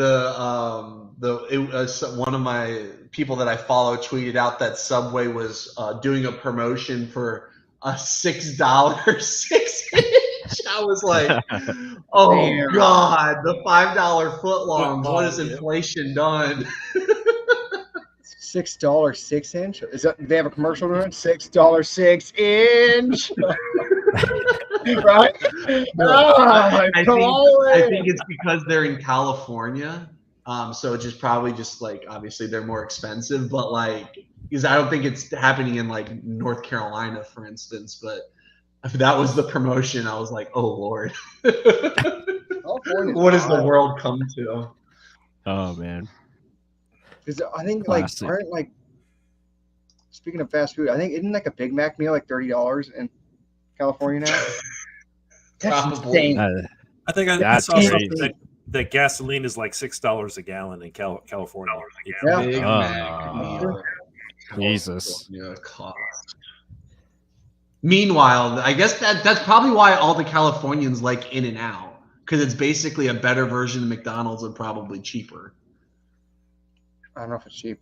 I don't know. I've never had In-N-Out. Yeah. I've Never had it. it either. I'm a Shake Shack guy though, but Yeah. Well- I mean, In-N-Out's not bad. Jermaine, see, Californians just less. swear by it.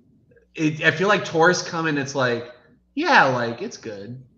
Yeah, it's Okay. solid. I mean, it's nothing special, but it's solid. I had it in Arizona when I went to go visit Gene. We had it out there. It was pretty good. Jermaine. Oh, Jermaine. Who is this Gene you speak of? I've never heard of him. Yep.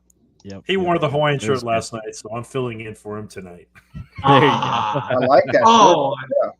oh, Gene That was was white the whole time. Now this makes Yeah, sense. exactly.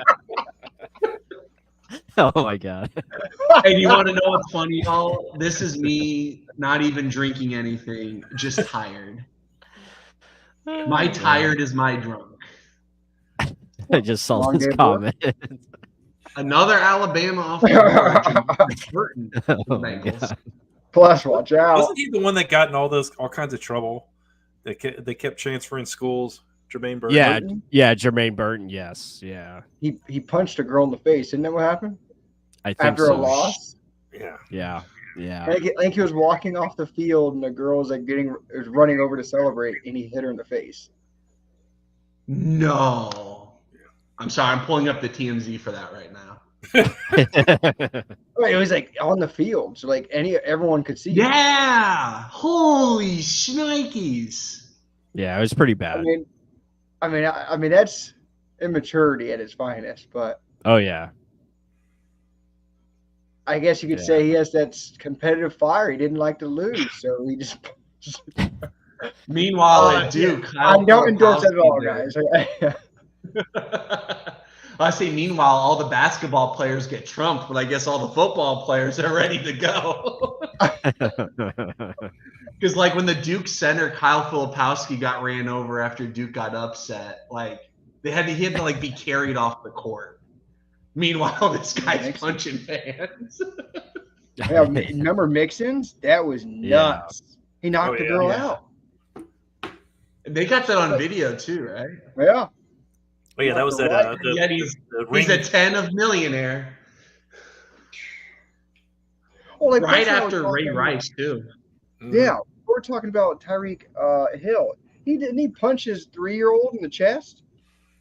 Like that is nuts. And that's after I think hitting a woman in college too, because that's why he had red flags. That's why he slid. And he just got I think we're talking about it because their receiver Rice, he's probably just gonna get a little slap on the wrist. Here, put a Band-Aid over your ass cheeks and then get back on the field. Which is nuts. Just putting in perspective of going 119 miles per hour in a race and then freaking, oh yeah, I hit someone. Okay, I'm just gonna see that they're okay. Okay, they're not dead. Okay, I'm gonna drive off. Like, but he didn't. How does that even go through your mind? Like, at least, what's his face? Henry Ruggs at least showed remorse. I mean, granted, what he did was obviously worse because someone did die. But, like, he at least showed remorse. He was freaking the F out. Like, what have I done? Yeah, this guy just drives off. And luckily, he didn't kill anyone. So, you said he's going to get a slap on the wrist. Yeah. Be smart, kids. See, and that's one thing the Bucs really look for is, I think recently especially, they're really looking for high-class people. You know, they're looking for players that captains. Yeah, that they don't have to worry about away from the field. Yeah, I think, and that's something that Jason Light has learned, from his past. Because I think in earlier drafts when he was the general manager here, like he had some issues. Yeah, he had some issues with that, drafting players that they had to babysit, and definitely making that adjustment and understanding. Finding guys that are professional right now at a young age, I think, is definitely important. Guys that are mature, and understand what they're good at already. I think that's a big thing. And I'll go back to the one pick that Mark and I always just can't agree with, and that's Logan Hall. Like, it made no sense. Made no sense that they took this guy. Like, no sense at all. I just don't know what they were seeing on that one. But thankfully, they made up for it by taking Kalijah Kancey last year. And obviously, it's night and day as far as how good this guy can be. And I'm excited to see where he goes. I like how everyone in the chat's saying, like, 1/2 season from AB will do that to you. I mean, yeah. Like, psychotic episode in the middle of the field. Yeah, I want good players around me too. Mm-hmm. Yeah, for sure. Yeah, guys, if you're in the chat, you're joining us here tonight, be sure to hit that like button. We appreciate everyone in here. We got about 165 people in here, so I'm hoping we have 165 likes because that would be fantastic. And if you missed the live stream last night, be sure to check that out. Give it a like as well. We had some great reactions last night, especially the Falcons pick at 8 with Michael Penix. That was awesome. We posted it on our Twitter account. Also, just our overall analysis of the Graham Barton pick at 26 for the Bucs, I think was awesome. So be sure to hit that like button. We appreciate all the support, and Buccaneers are almost up here again. We're about 8 picks out before the Buccaneers are up, and then they're also going to be up at pick 92, which is going to be pretty special because Ric Flair is going to be announcing that pick. So we'll definitely have some woos going on in here. So that'll be a lot of fun. Should have had my soundboard out. Yeah, Mark was on the board. Damn it. Do we think there's going to be a commercial before Damn Ric it. Flair goes? There probably will be. Who announced the second round pick? Will Golston's going to do the first 2. So he did second. Yeah. I think he does the first, third round. Okay. Yep. Because he went to Michigan State from Detroit. Fair. Hit the like or catch the crabs. Who said? Oh, jeez. Can't catch what you already had. I guess seafood is on Krillin's mind tonight. So Christian Haynes goes to Seattle Seahawks. I think that's a smart selection. They definitely need a done really guard. well with that O line. They've done really well. Yeah, definitely, for sure. Oh wow, that's a surprise pick here by the Cardinals coming up after this one. Yeah, a little early for athletic tight end. Yeah, athletic tight end, big dude, but a little early. I love how Illinois got so much better after Lovie Smith left. It makes sense, right? Who could have predicted that? Exactly. Oh, man, it's 271 tight end. That's a big boy. Yeah, he's a big dude. Athletic, though. I think he ran like a 4.6, 4.640 or something like that. Hell, Darnell Washington wasn't even 270, was he? No. I don't think No, he was more like 250. he was 265. Oh, okay. He's right there.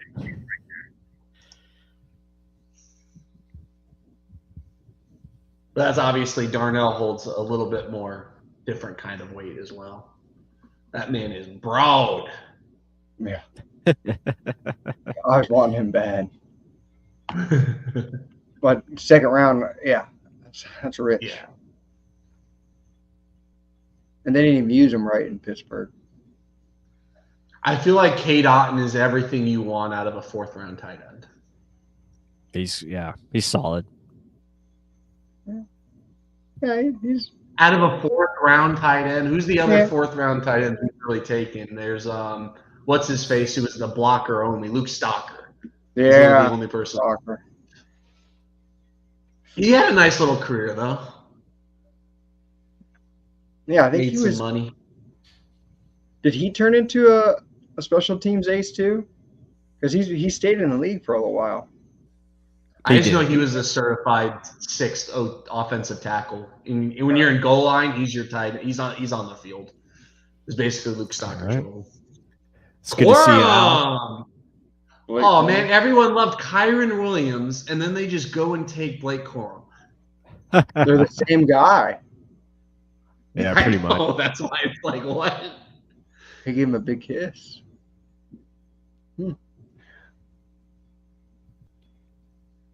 To me, he was the only running back if the Bucs took him on day 2. Not the 2nd round, but one of the 3rd round picks I'd have been okay with. But I'm glad he's off the board because now we don't have to think. I at least don't have to think about running back. I'm telling you, I honestly think one of these will be a running back. I don't know I'm why. still thinking One of them will be. it's wide receiver DB. That's what I'm thinking. I think I think Audric 100% it's gonna be corner. Estime. I mean, that'd be a pretty good two-headed monster. Yeah. But there's a lot of good receivers available. I mean, Troy Franklin would be, I think, a That solid. whole to me that they're the whole tier. Yeah. Especially in the third round, I think that's great value. I mean, all of them: McMillan, Franklin, Wilson, Yeah. heck, even Javon Baker, solid value. Oh, no, Yeah. Yeah, Javon Baker. massive. Big But my guy, Peyton Wilson, still there. Still there. I would love it. Is he a Jason Light guy? Is he a Jason Light guy? I would love to see Well, it. and also he could actually start. That's the nice thing about Wilson. Yeah. Yeah. Let's Third see. round starter, you can't complain. But the only best thing ability is about availability. him- yeah, Injuries, man. right. The only thing about him is let me see how old he is, because that's another thing. He is a little older. Seasoned. He is seasoned. Yeah, he just turned 24 years old. So he's a 24-year-old rookie, which isn't bad. Not bad. But I mean, this guy, 6'4". He does have short arms, so that's the one thing you have to look at. But super athletic, 4.4 speed, really good instincts, good awareness on the field, can pass, like play the pass really well, like cover, like drop in zone and do a good job there. So I think he would be a fun player. Pittsburgh got Roman Wilson. Okay. Nice Good pick. receiver. Yeah, good This receiver. might be the run. Cleveland probably wants a receiver too. Yeah, I'm telling you, they're all going before our pick, like always. Heck, Cowboys need a receiver too. But Green I'm Bay still, probably needs a receiver too.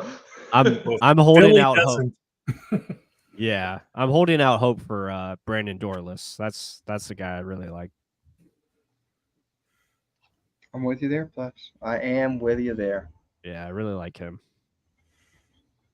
Because he's a guy that's like almost a tweener. He can play Yeah, they compare him outside, to inside. they compare him to Danico Autry, which I think is a good comp, and I think that'd be really fun.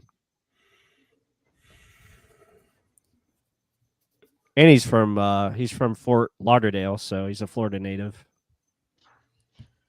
Who, Roman? No, Brandon Dorless. Oh, gotcha. But did he interview well? Was he a good person? Right. That's the thing. We don't know. Well, we know Roman going to the Steelers means he's going to be a great receiver. So, Yeah. With a shitty quarterback, that's just how it goes.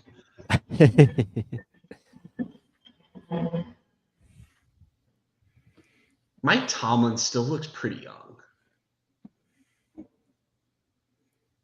Talk about a guy who's been in the league forever.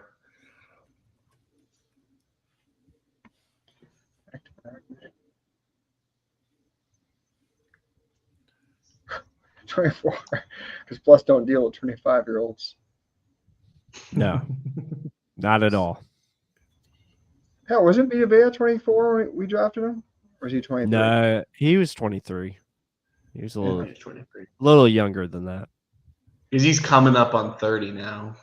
Yeah. Well, Tomlin's what, 52? That's nuts. Yeah. Yeah, That I is think crazy. he's been a lot longer than that. Yeah. Imagine if he was with us just another year or two, he could have been Dungy's replacement. Oh, Or yeah. Gruden's replacement. Yeah. Or no, Dungy. Why did I say Dungy? Yeah, Gruden, Dungy. Wait, no. Instead of, in Gruden's replacement, excuse me. Over. Yeah, he would have been John Gruden's, yeah. Yeah. Well, I forgot he was on the staff with Dungy. Yeah. There's so many woulda, coulda, shouldas, right? I mean, Mhm. like the biggest one to me is like, what if we did draft Aaron Rodgers over Cadillac? Yeah. And you have And- Aaron Rodgers with John Gruden's West Coast offense. When do you think the next time we'll see two running backs from the same backfield in college drafted in the top 5? It never will happen. Yeah, It it never will can't. happen again. The thing about Gruden though with A-Rod, I don't think they could have coexisted. Yeah, probably not.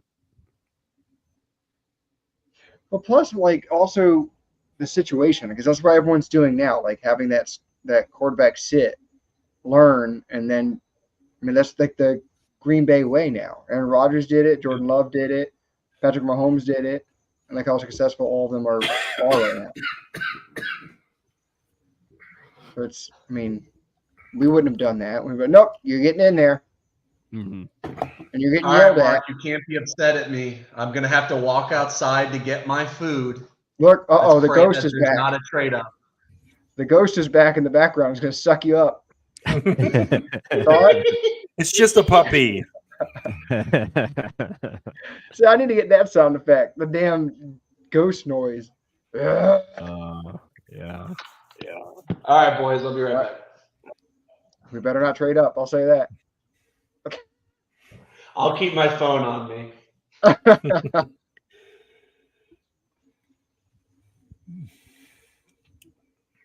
Priest Holmes or Ricky Williams? They weren't driving the top 5 though. I think that's what he was saying. No, I don't think they were top 5. I didn't even think Priest Holmes was drafted, was he? I thought he was undrafted. Yeah.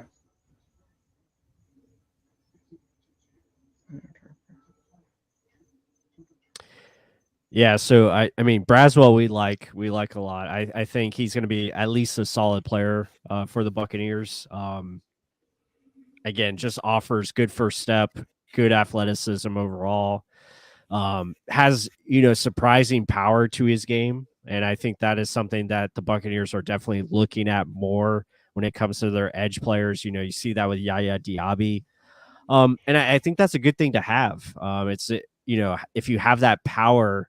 And all you need is to work on different variables for your pass rush plan. I think that's a good thing to, have as your fastball when it comes to pass rushing. And Chris Braswell definitely has something to work off of. So I like the move. I think, again, a solid player that's going to come in here and at the very least do what he's asked. And that's his job as far as stopping the run and being a force getting after the quarterback.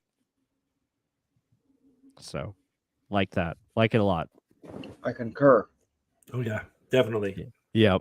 And I like that the Buccaneers are focusing on what their weaknesses were, which was the trenches. I mean, last year it was an up and down ride on both sides, offensive line and defensive line. And so far that's what they've addressed. And, we'll see what they do with these these picks coming up.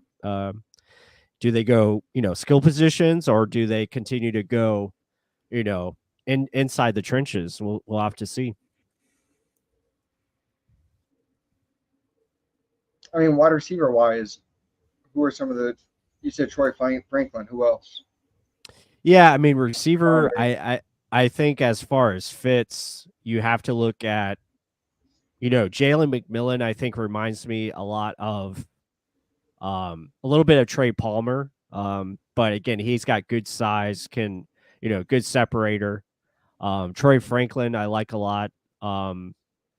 Haven't watched much of Brendan Rice out of USC, but I know he is a good route runner as well, given his father and pedigree. Javon Baker, I think, is kind of similar to Chris Godwin, so I think that would be a good pick. Some of the other guys, I mean, after that, I mean, it kind of, you're getting into those smaller type receivers. So just kind of depends what you prefer or preference. So Javon Baker, right? Yeah. I mean, Javon Baker does make a lot of sense. But I do like Troy Franklin. I think he's got both size at 6'2". I know he's on the lighter side at 176, but I do like his speed and ability to make things happen. But I think he's more of just an only outside receiver. I don't know if you can bring him inside. Right. Which isn't a bad thing. I mean, they compare him to Deontay Johnson, which I can see. And again, I think the biggest thing for me, especially in this offense that we're going to be running, is you're looking for a guy that can separate and be clean on his route running. So I think that's going to be a big factor what they're going to be looking at. Yeah, David, I don't know what that sound was either, so I was like, surprised. what was that? I was surprised as well. Like, I don't know. It didn't come on my end, so I don't know what happened there. Well, oh, I don't know. There's just a weird sound. It could be from KB. Who knows? it was the It was the ghost. maybe it was his ghost, his Yeah. dog. well, I'm telling It you, was man, the that thing's terrifying. Yeah. But the last couple. I don't remember you guys doing a film study on Cedric Gray. What do y'all think of him as a linebacker? I've only heard things about him. Again, he's another solid player. I think he does his job. But to be honest, I haven't watched much of him. The only guy really at linebacker I watched was Peyton Wilson, and I just loved his tape because it was so much fun. Like, he's just a missile everywhere. Like, he's just super aggressive motor, always going after the football. So yeah, Cedric, I couldn't really tell you much about him, but I know he's someone that the Buccaneers have, talked with. So that could be intriguing. Yeah, probably not. Right? I feel like if we've talked to him, we're not going to take him. Yep. That's how it goes. So the last couple picks here, we got a lot of offensive linemen starting to go off the board. Zach Zenter for Cleveland, and then Dominic Puny, who I did like. He's going to be a guard for San Francisco. So solid move. And we're only 2 picks out here from the Buccaneers pick. So hopefully Ken is back before this pick is made. The DoorDash guy was like, "What are you doing?" Yeah. I was like, you know what? I'm not that tired. Let me talk your ear off. Let me get it going. Yeah. So plus, who do you want then for this pick? I know. Who do you want personally? This is a great question by Mossy. I mean, they could go in so many directions here. I mean, as far as like best fit, I mean, I don't really like any of the corners. Let me look at corner and see. I don't think I like any of the corners that are available. I wasn't a fan of TJ Tampa's game. I mean, Cam Hart out of Notre Dame, I wouldn't mind. Hey, why not a little linebacker wide receiver combination? A little Peyton Wilson, a little wide receiver. Right. Yeah, I like Peyton Wilson. I would like him a lot. Trying to see what he wants. Let's try to figure out who the Cowboys got.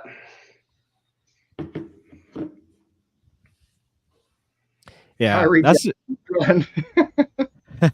Cowboys draft linebacker out of Notre Dame, Maris Liafu. Okay. Yeah, that's a good pick. Okay, so we got the Packers. I mean, to answer your question, Mossy, I would probably just go with Peyton Wilson because just upgrades that room, I think, a lot. But they like who they have at linebacker, so it's not necessarily they don't have to force it if they don't want to. I mean, think about it. You have Servassier, who's the future. Britt, stepping in immediately. But you can get an upgrade over it. Same thing we're saying with Logan Hall. So yeah, exactly. I mean, if you see an upgrade, take it, especially if he's high on your board. Yep. But yeah, Wait, I don't I'm see talking about Aaron Donald. What? Do what now? That was a joke. I was like, are you guys talking about Aaron Donald? Oh, Logan Hall? Yeah. Packers take running back Marshawn Lloyd. So Bucs on the clock. Of course, they take my guy. As if Green Bay needs more running backs.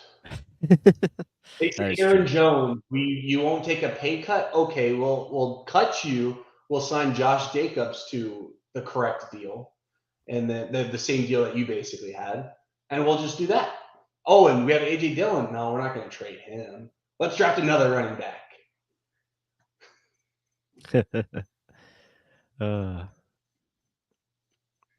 So wait, Green Bay took Marshawn Lloyd then? Correct. Yeah. Is Yeah. my TV that delayed then? Or is it just like that's what Twitter's already popped up with? What the hell just Sorry, happened? you cut. Y'all are like flipping What? screens now. Look at this. No, actually, it You kicked me switched off chairs? for some reason. So Oh, I don't know. I don't know why that happened. So damn, we got musical. Maybe this is the better positioning for the pick, right? Ken's up top, calling the plays. So well, if you want to, Plus can just grab your picture and just drag it to the place he wants to put it. oh, can I? I didn't even know I could do that. Oh yeah, you can. Look at that, David. You know everything. I use this program, so That's awesome. look at Look that. there. Now we got co-host Hush up, Ken. Hush. next to the host. Hush. I haven't found anything. If I didn't Look do at shit. that. Well, they are That's are awesome. up. So Ken, don't. That's Don't. awesome. Yeah, the Buccaneers are on the clock. Ken's eyes are moving a mile a minute. Mark, Mark looks like a bottom. I think this is a fake pick people are throwing out there. I don't think this is legit. So I'm The hoping fact it's that not you don't legit. like it. Is it the kicker? It's not a kicker. No, the only Marshawn people Lloyd tweeting wins. it don't have any credibility, so I'm not listening to any of these. Plus, we know it's a commercial. of course. Oh It's no! Okay, it's in. The fake accounts are right. And he doesn't like it. Okay, so I'm anxious to see who it is. It's surprising. So it's clearly JC someone. Allen. What's JC that? Allen confirmed it. JC Allen confirmed it. Give us position groups. Secondary. Okay. Oh my gosh, it's Kyrie Jackson, isn't it? So it's going to be a No. corner or a safety. Correct. Could it It's be a corner Tyler? or Corner or Could it be safety. Tyler Newman? no? Newman's already been taken. Oh, damn. He- Plus, he I'm went- on your chapter right now. Well, Oh, okay, yeah, he went to let's see. I'll say Tyke Smith from Georgia. I don't know. I'm just throwing a name out there. That's a good guess. I mean, Is it? If it is, I like that pick. Cam Hart from Notre Dame, I think would be solid. Jarvis Brownlee Jr. from Louisville wouldn't be a bad pick.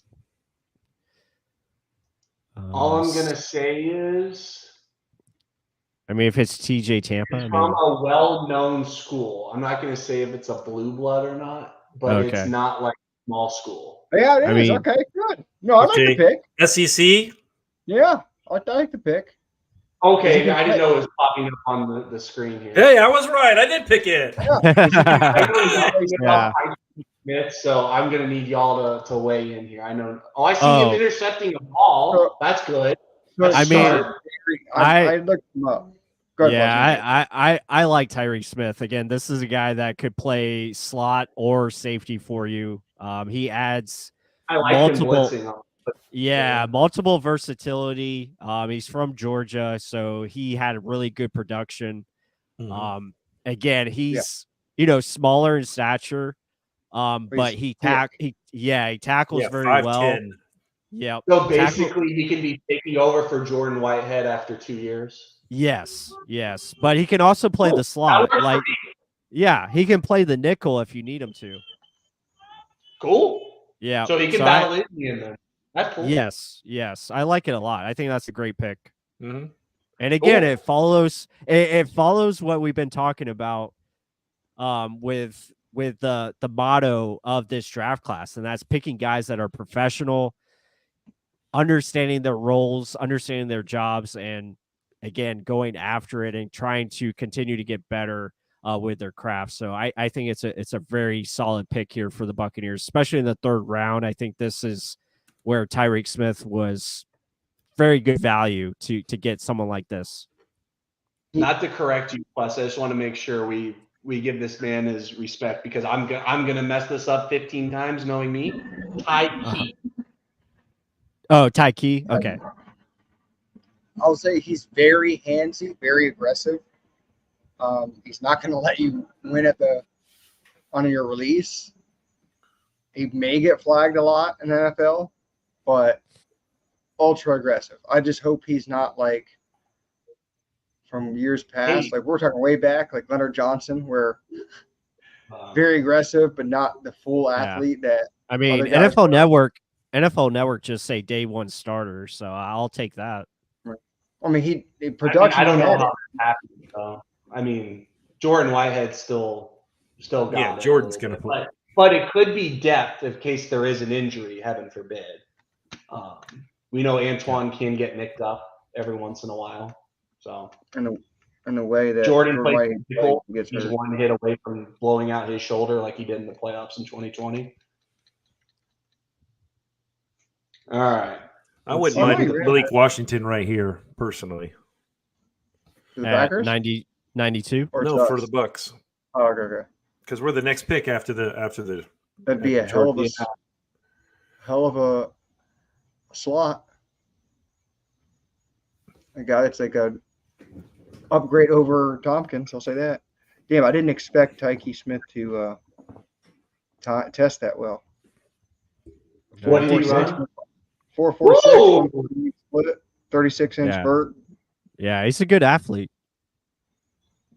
I mean, he just didn't show like superior speed on tape. He was just a very aggressive player.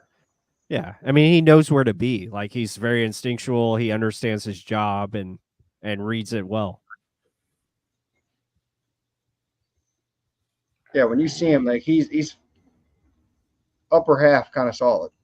He may be only 5'10", but he's big. Yeah. Like Jordan Whitehead is like chiseled, cut, like strided, big. This guy's just like a ball. I like the pick. I like it.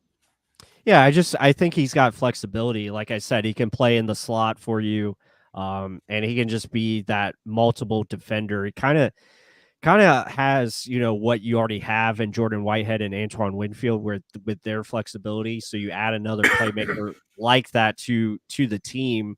He had 4 interceptions last year, which is a great sign. So around the football a lot, I think it's a very solid pick. And again, it just goes to that theme of what we've been discussing, leader, playing with a lot of motor, playing to the whistle, leader by example. So I think this is a good fit. And also this is a guy who has won already. Like he won a championship with Georgia. So I like that. I like that mentality. And, Todd Bowles, his son, goes to Georgia. So obviously there's some insight there. So yeah, I like the move. Also, Tampa Bay is now on the top clock. Packers take Mizzou linebacker Tyron Hopper. Okay. Interesting.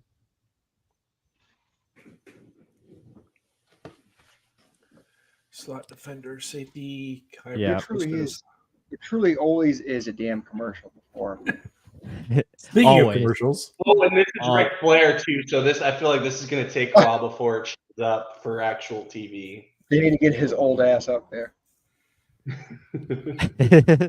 Always a commercial, but guys, be sure to hit that like button. We appreciate everyone in here.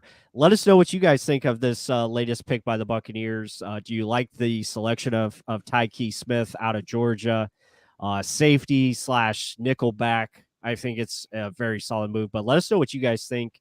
Obviously, the Buccaneers are on the clock, so we have another pick coming in here to react to and give you analysis on. But again, 187 people in here. We appreciate everyone that has joined the channel. Be sure to hit that like button. Everything you guys do for us, it's greatly appreciated. And again, you guys run the show. So as you see, we're bringing on more fans as we brought in David here tonight. So he's been awesome as always. So this has been great. We're definitely going to try to get, fans, across the board and try to get more people on here to express your guys' opinion because we would love to hear it. As David teaches us how to use the software. You both were talking at the same time. I can only hear one. What? I was just saying, as David teaches us how to use the software. Oh. Yes, We'll exactly. bring more people on. Yes, absolutely. Yeah, CBS is saying that Tyke Smith is a slot defender safety hybrid. Yep. So closer to a I slot cornerback size. I hope, Christopher. I hope. Yes, hit that like button. Christopher's going with the all caps on all of these plays. I don't know. Yeah, it could be all the above. It has to be a running back. I'm I think thinking a wide running back. receiver. I want a wide receiver, but Or it could even be a guard, guys. I mean, he does double dip. He Yeah, does. maybe. Yeah, pick is in. no Bad trades. enough.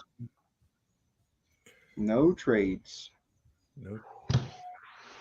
Ah! What does that mean? What is that face for? Bleeping go!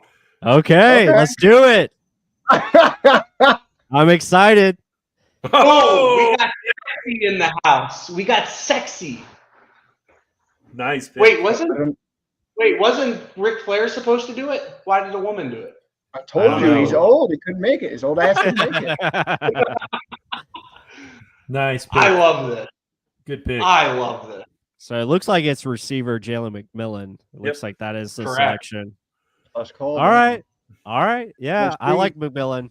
I I think that being makes the wide receiver 3 or 4, go up with Yeah. Trey Palmer. You guys Yeah. battle it out for snaps, and if anything, God forbid, happens to Mike or Chris, I like this guy possibly even in the slot too. Oh, I mean, this Pass. guy is And more of a gadget type Past his guy. bedtime. It is past my bedtime. I can tell you all that. I'm feeling Past it. my bed. I'm Yeah. feeling it. Last night was past my bedtime, man. Oh yeah. So a lot of good reaction here so far. They really like this pick, Jalen McMillan. I think again, he was one of the top receivers available, according to all the websites I was looking at as far as best available. And I think it makes a lot of sense. He's got good size, good speed, good route running ability, a separator, and that's what I talked about. Adding guys that can separate in this offense, I think is huge. So that's going to be another solid pick for the Buccaneers. I'm wondering if he's going to be like the type of gadget type of player, like where you can do more fun plays instead of just our traditional outside guys and deep developing stuff. He looks like a smaller, more gadget type guy.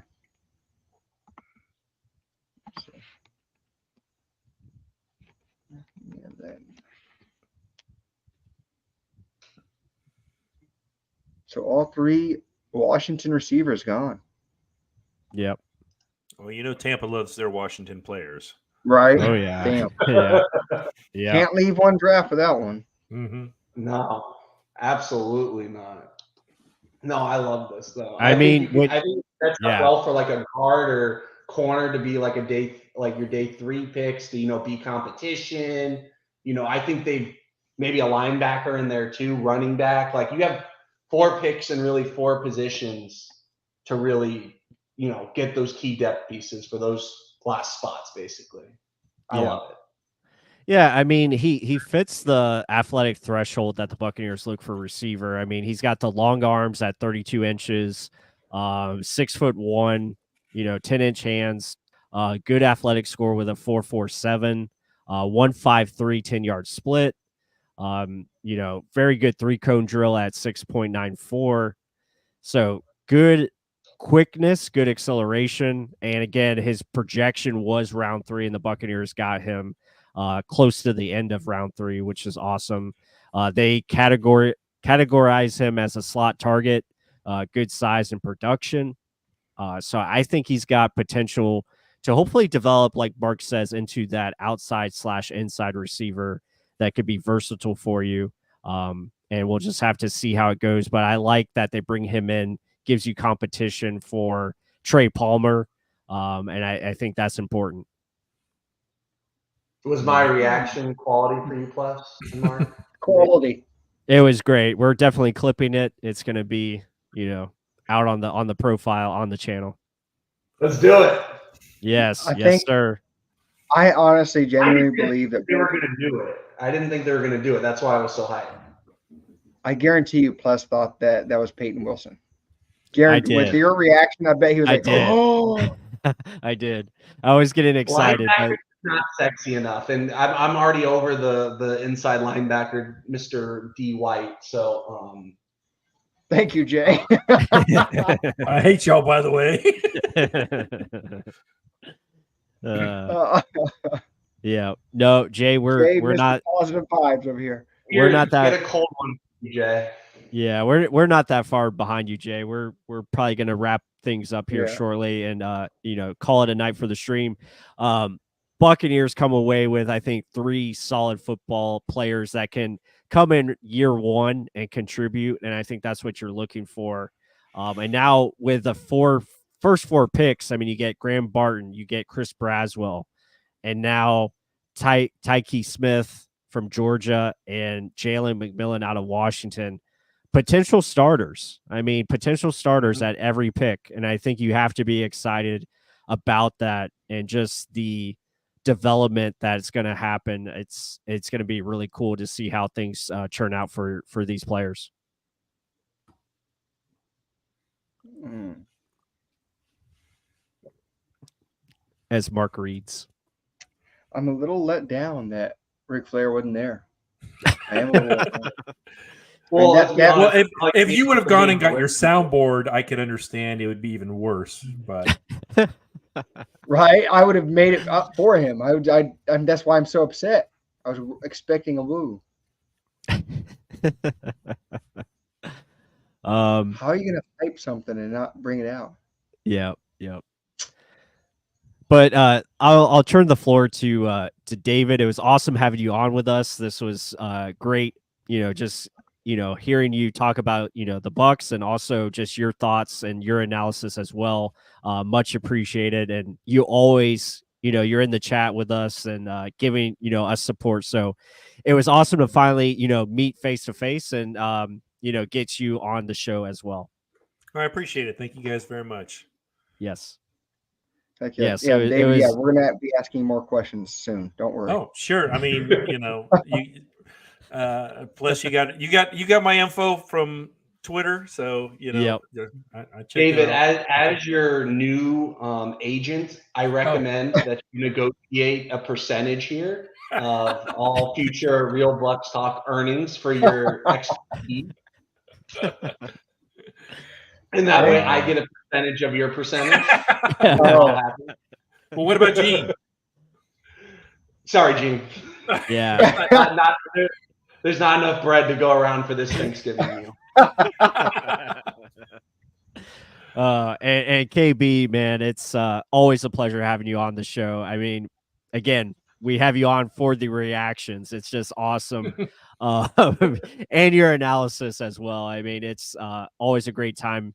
Always fun just chatting it up and talking Buccaneers football. So again, thank you so much for being with us this weekend. It was a great time. I'll never be back, and I do have to hop to go take a ghost on a walk. But boys, absolute pleasure, David. I'm sure we'll be on another one here soon. But Michael, Mark, thank you both for having me on, and go Bucs, and let's keep this train rolling tomorrow and get 4 more quality guys. Yes, absolutely. Hell yeah. Hell yeah. Yep. So guys, with that said, please hit that like button, hit the like, comment if you have, thoughts on the picks, you can leave a comment below, and also subscribe if you're new to us here. Hit that subscribe button. We had over 200 people here in the chat, so that is amazing and awesome. So again, thank you all so much for a great 2 days live streaming last night and in tonight. We're about 3 hours in on this live stream, so it's pretty awesome that we're able to go the distance here for the Buccaneers picks. So it's again, tomorrow I think is probably my favorite day because these are the picks that Jason Light, like, you can find those hidden gems like we did last year with Trey Palmer and other guys that just step up out of nowhere that you don't expect to to do anything. And then you have the undrafted free agents as well. That's really fun to see who gets signed there. So yeah, everyone, I hope you guys have a great night and go Bucs. And hopefully we have a great rest of the draft tomorrow. So hope you guys all enjoyed. Be sure to hit that like button. And with that said, until the next one.